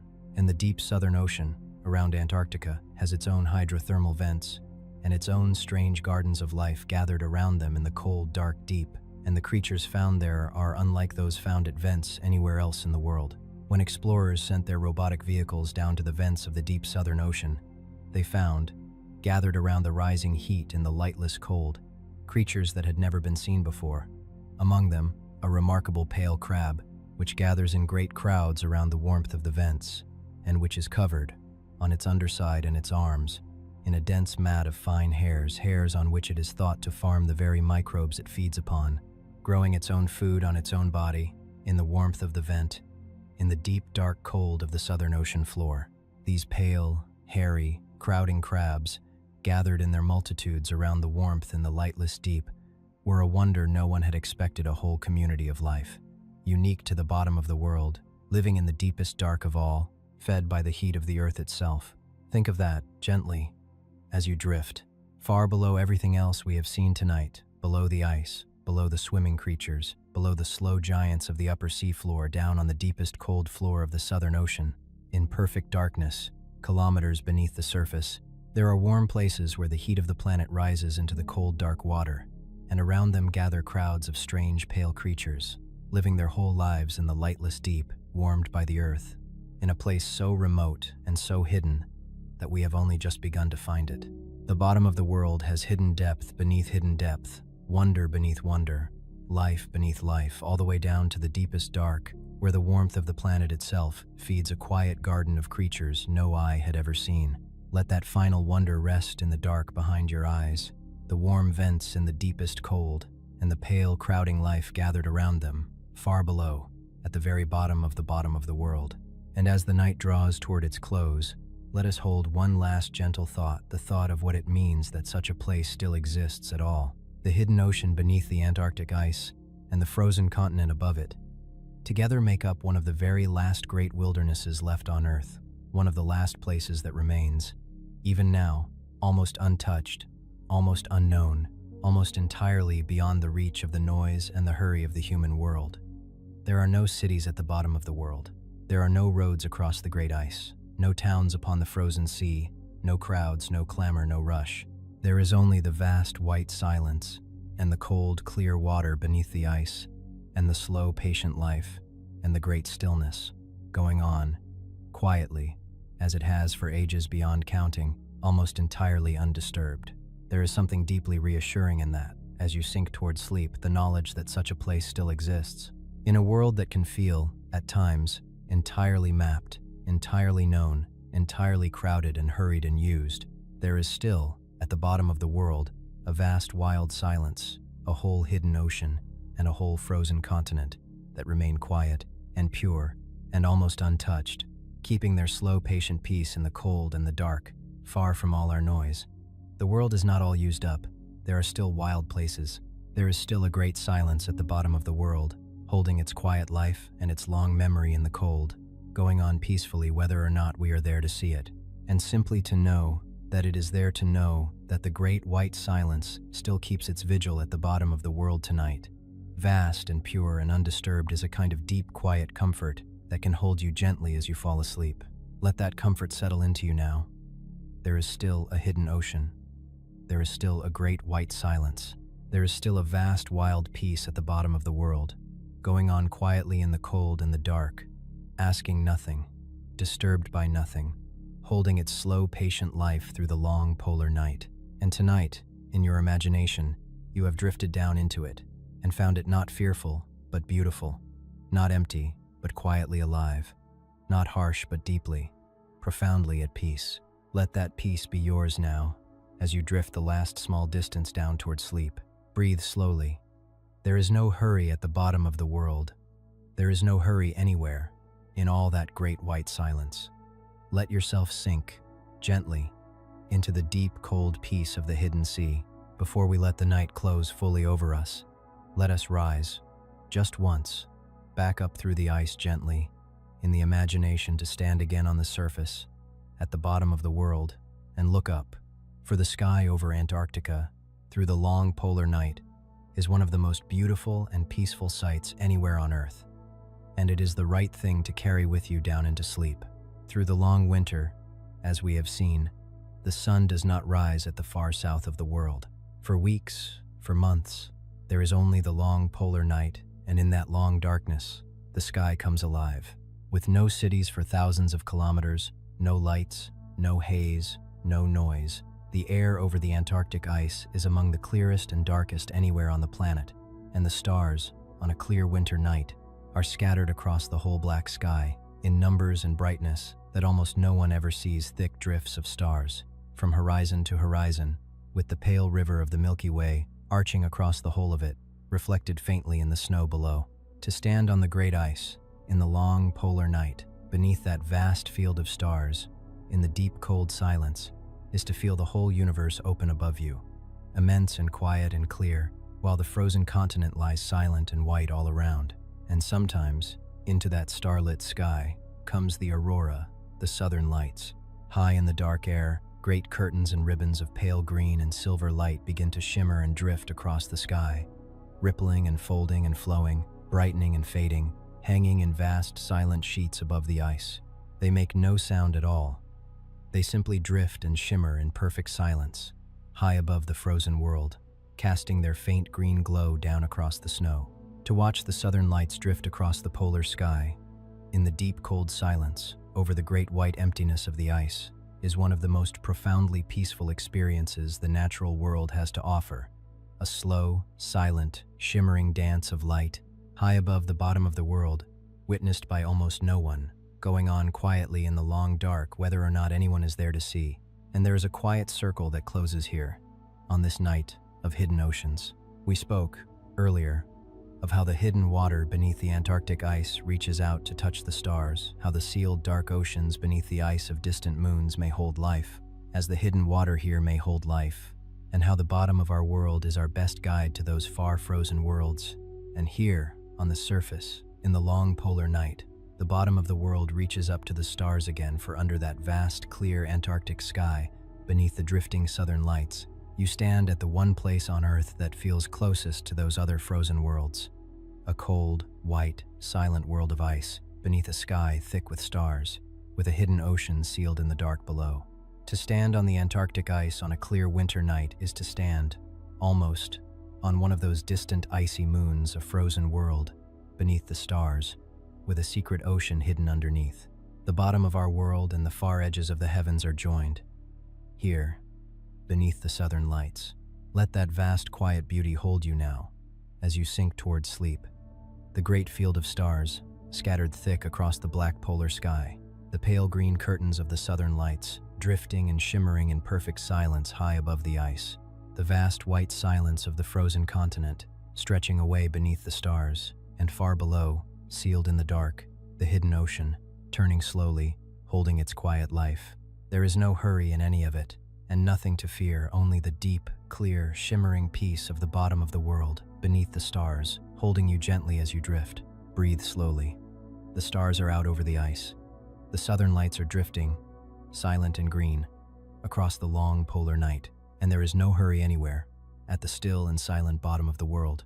There is one more part of this hidden world worth drifting through before sleep, a particular stretch of the cold southern ocean that is, perhaps, the most untouched and most fully alive sea remaining anywhere on the planet, a place that shows us what a sea can be when it is left almost entirely to itself.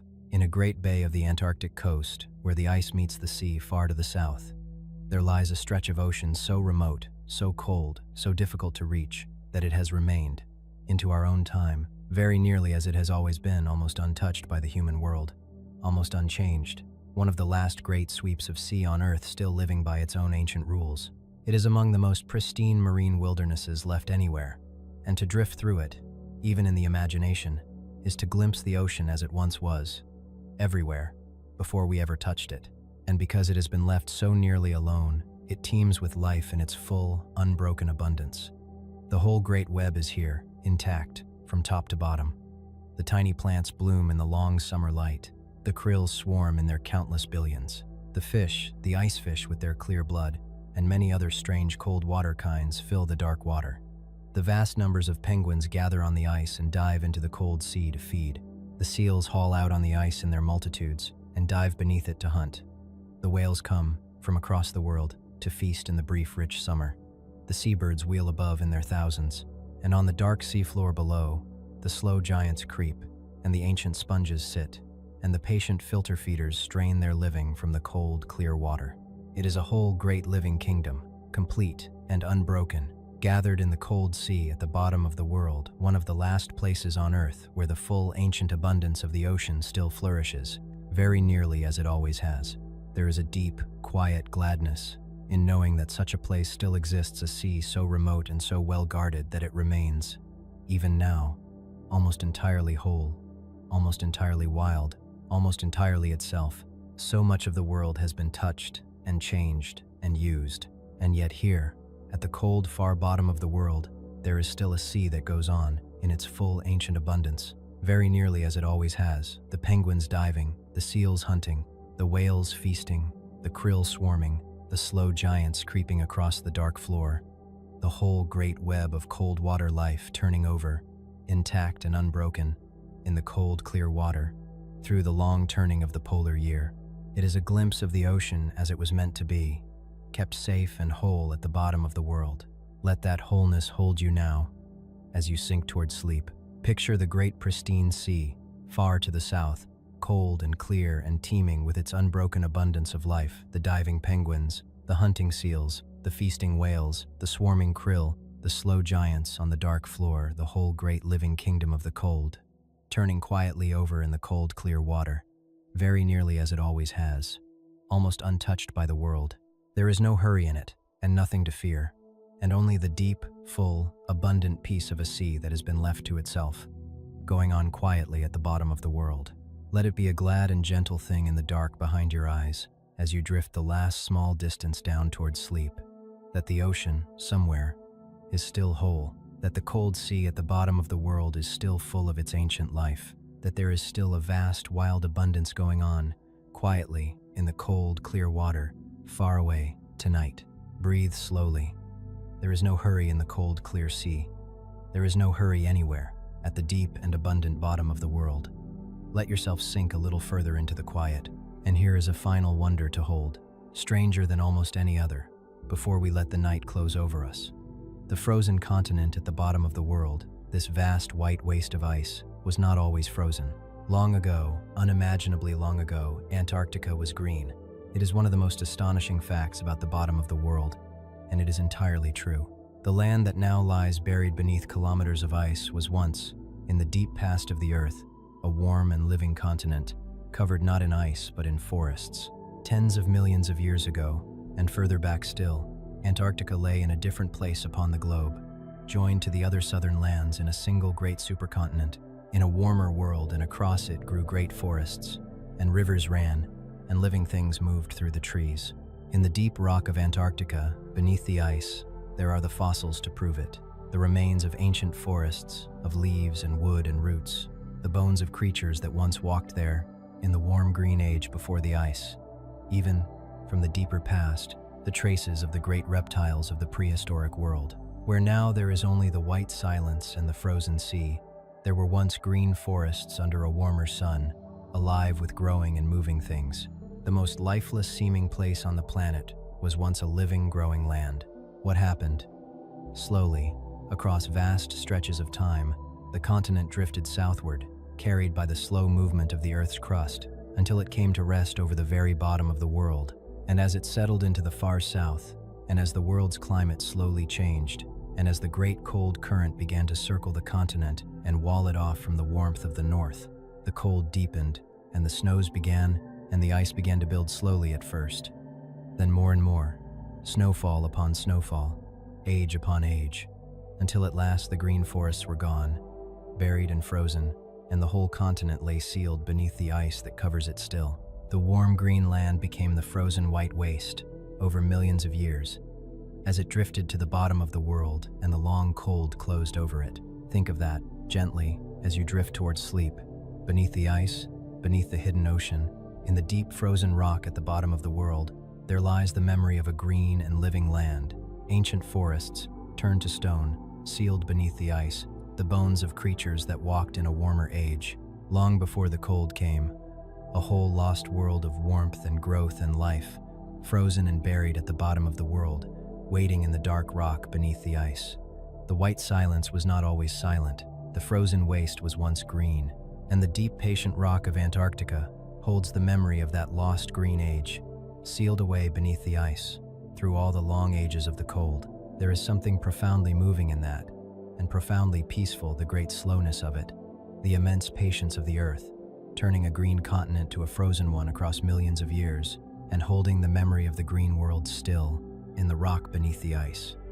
The bottom of the world has been so many things across the long ages: a warm green forest land, a drifting continent, and at last the frozen white silence it is tonight, with its hidden ocean sealed in the dark beneath. And it holds all of those ages within itself, layered in rock and ice, the green past and the frozen present, the ancient forests and the hidden sea, all held together in the deep, patient silence at the bottom of the world. Let that vast, slow patience hold you now, as you sink toward sleep. The earth is in no hurry. It turns green lands to frozen ones, and back again, across ages beyond all imagining, with a patience as deep as time itself. And tonight, you can rest against that patience, can let your own small moment grow quiet and still within the great, long slowness of the world, at the deep and ancient bottom of everything. Breathe slowly.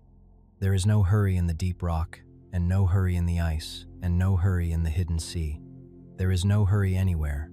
At the ancient bottom of the world, let yourself sink, gently, into the deep, slow peace of it, toward sleep.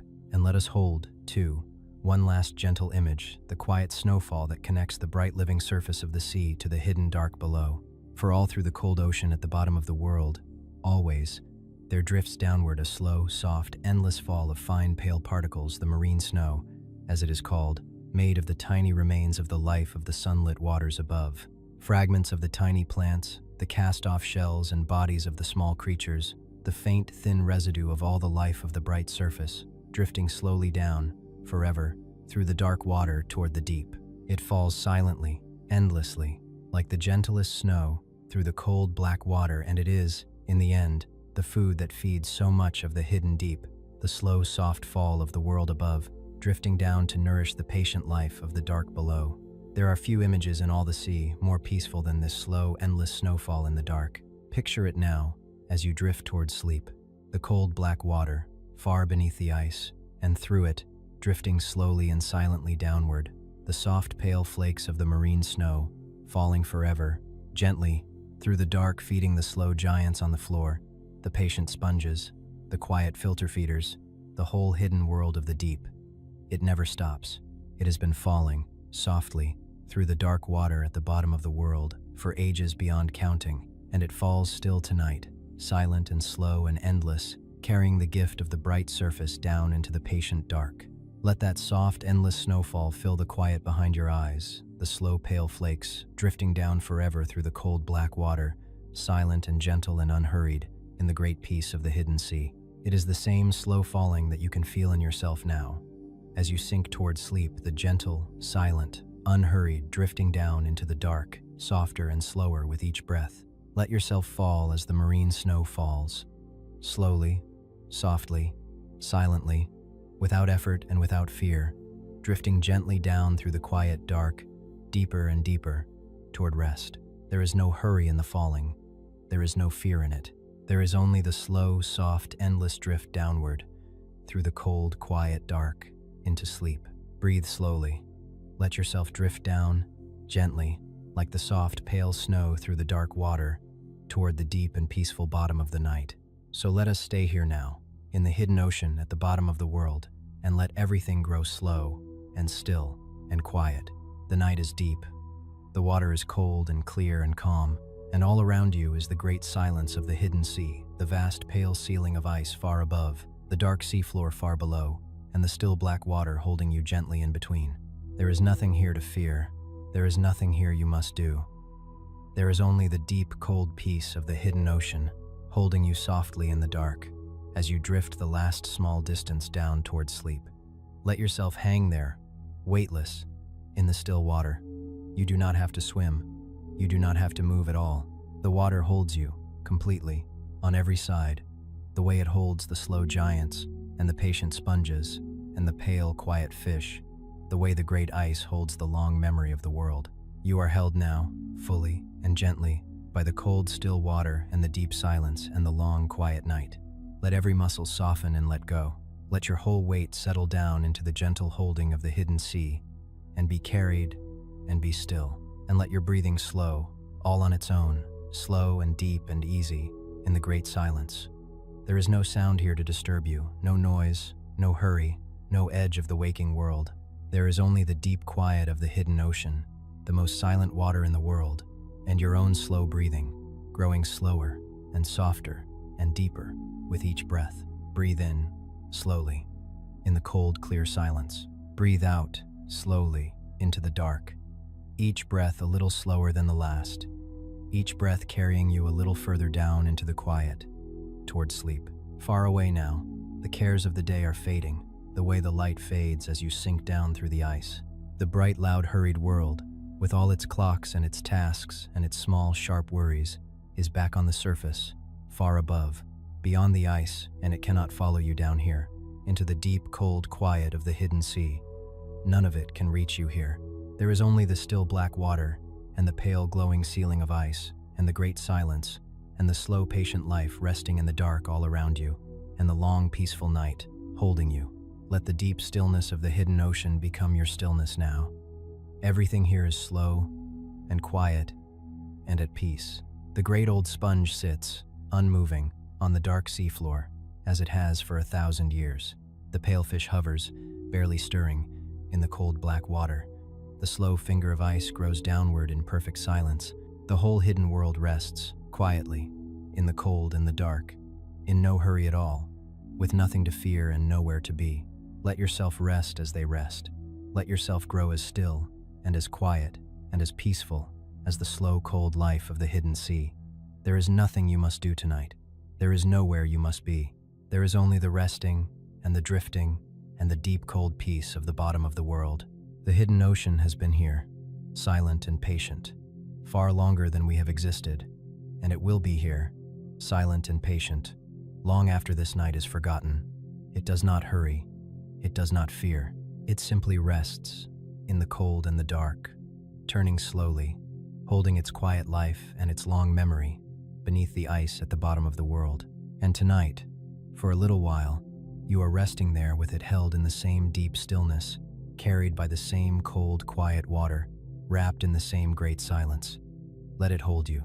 Let it carry you. Let it draw you down, gently, into sleep. There is no hurry beneath the ice. There is no hurry anywhere, at the still and silent bottom of the world.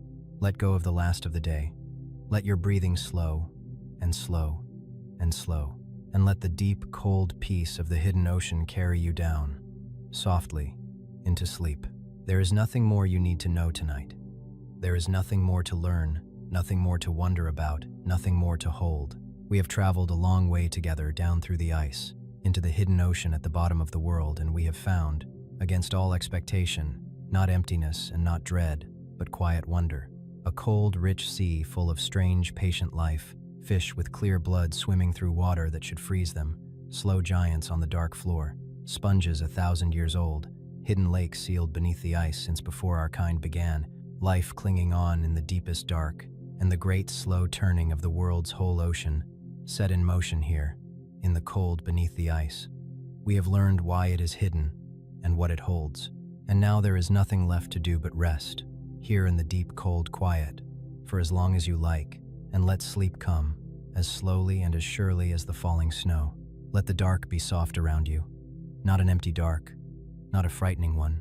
The cold, quiet, living dark of the hidden sea, full of slow, patient life, full of deep silence, full of the great peace of the bottom of the world. The kind of dark that holds you, gently, the way the still cold water holds the sleeping creatures of the deep. Let it hold you now. Let it carry you.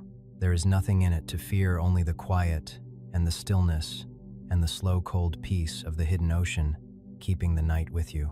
Feel how completely you are held. The cold, still water is all around you, holding the whole weight of you with ease, the way it holds the great old sponge and the pale, quiet fish and the slow-stepping giants of the dark floor. You do not have to hold yourself up. You do not have to hold anything at all. The water is holding you now. The silence is holding you. The long night is holding you.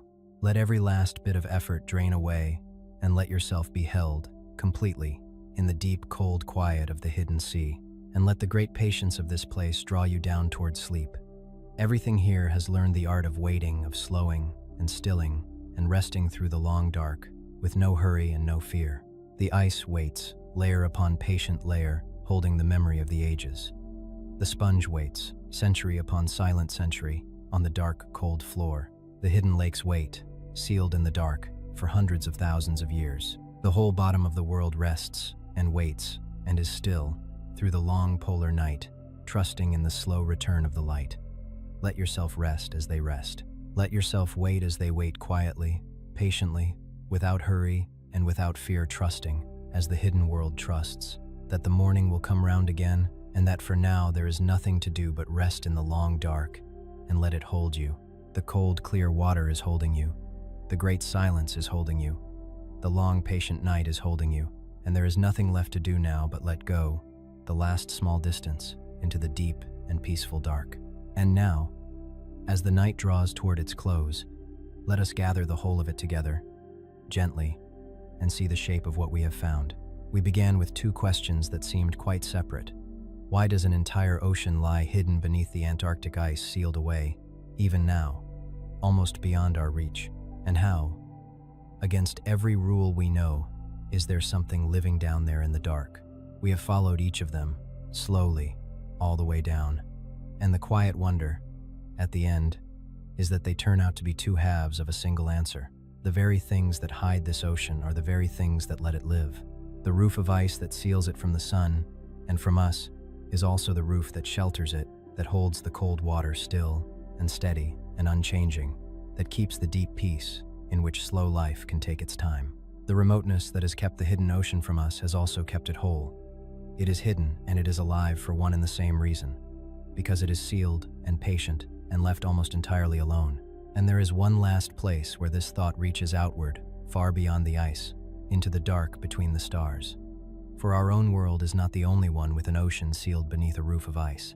Out among the distant moons of the great outer planets, there are worlds frozen, silent, far from the sun, that we now believe hold oceans of liquid water of their own, locked away beneath shells of ice many kilometers thick, kept warm not by sunlight, which barely reaches them, but by the slow working of the rock within.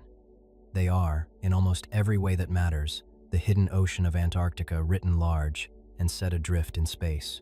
And so when we drill down through the Antarctic ice and lower a camera into the black water and find life clinging to a lonely rock where nothing should be, we are not only learning about our own world, we are rehearsing, here at the bottom of our own planet, the search we may one day carry out on those distant frozen moons.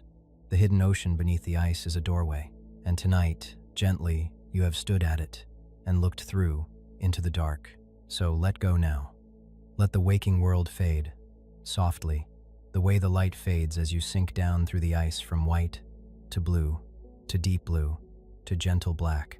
Let your thoughts grow slow and few and far apart, and then let them go all together, drifting away into the silence like crystals settling slowly through the cold water. Let your breathing slow to the slow, deep rhythm of the resting sea. Let the cold, clear water and the great silence and the long, patient night carry you down, softly and without fear, into sleep. Rest now. There is nothing left to do. The journey is over. The hidden ocean is calm, and you are held by the cold, still water, kept by the great silence, carried by the deep, slow peace of the bottom of the world. The hidden ocean will go on without you tonight, silent and patient in the dark. The slow giants will go on creeping across the dark floor. The ancient sponges will go on filtering the cold. The pale fish will go on hovering in the black water. The great ice will go on holding its long memory, layer upon silent layer, and the cold, deep water will go on sinking and turning and stirring the whole world's ocean, slowly, across the centuries, whether or not you are awake to know it. The bottom of the world will keep its quiet vigil all through the night, in the cold and the dark and the great silence, and it will hold you, gently, in its deep, slow peace, all through the long night and into the morning, so you can let go of your watch at last. You can set it all down, softly, and rest. There is nothing to hold, nothing to solve, nothing to fear. There is only the hidden ocean, cold and clear and silent, holding you close, and the great patient ice above and the long, slow, peaceful breath of the night. Rest now. The hidden ocean is keeping the deep. The great ice is keeping its long memory. The silence is keeping you, and the night will keep them all, in its slow and patient calm, until morning. Sleep well, and drift gently down, through the cold, clear water, into the deep and peaceful dark where the hidden ocean rests beneath the ice at the bottom of the world, silent and patient and unafraid, and the great silence holds you softly and keeps you until the light returns.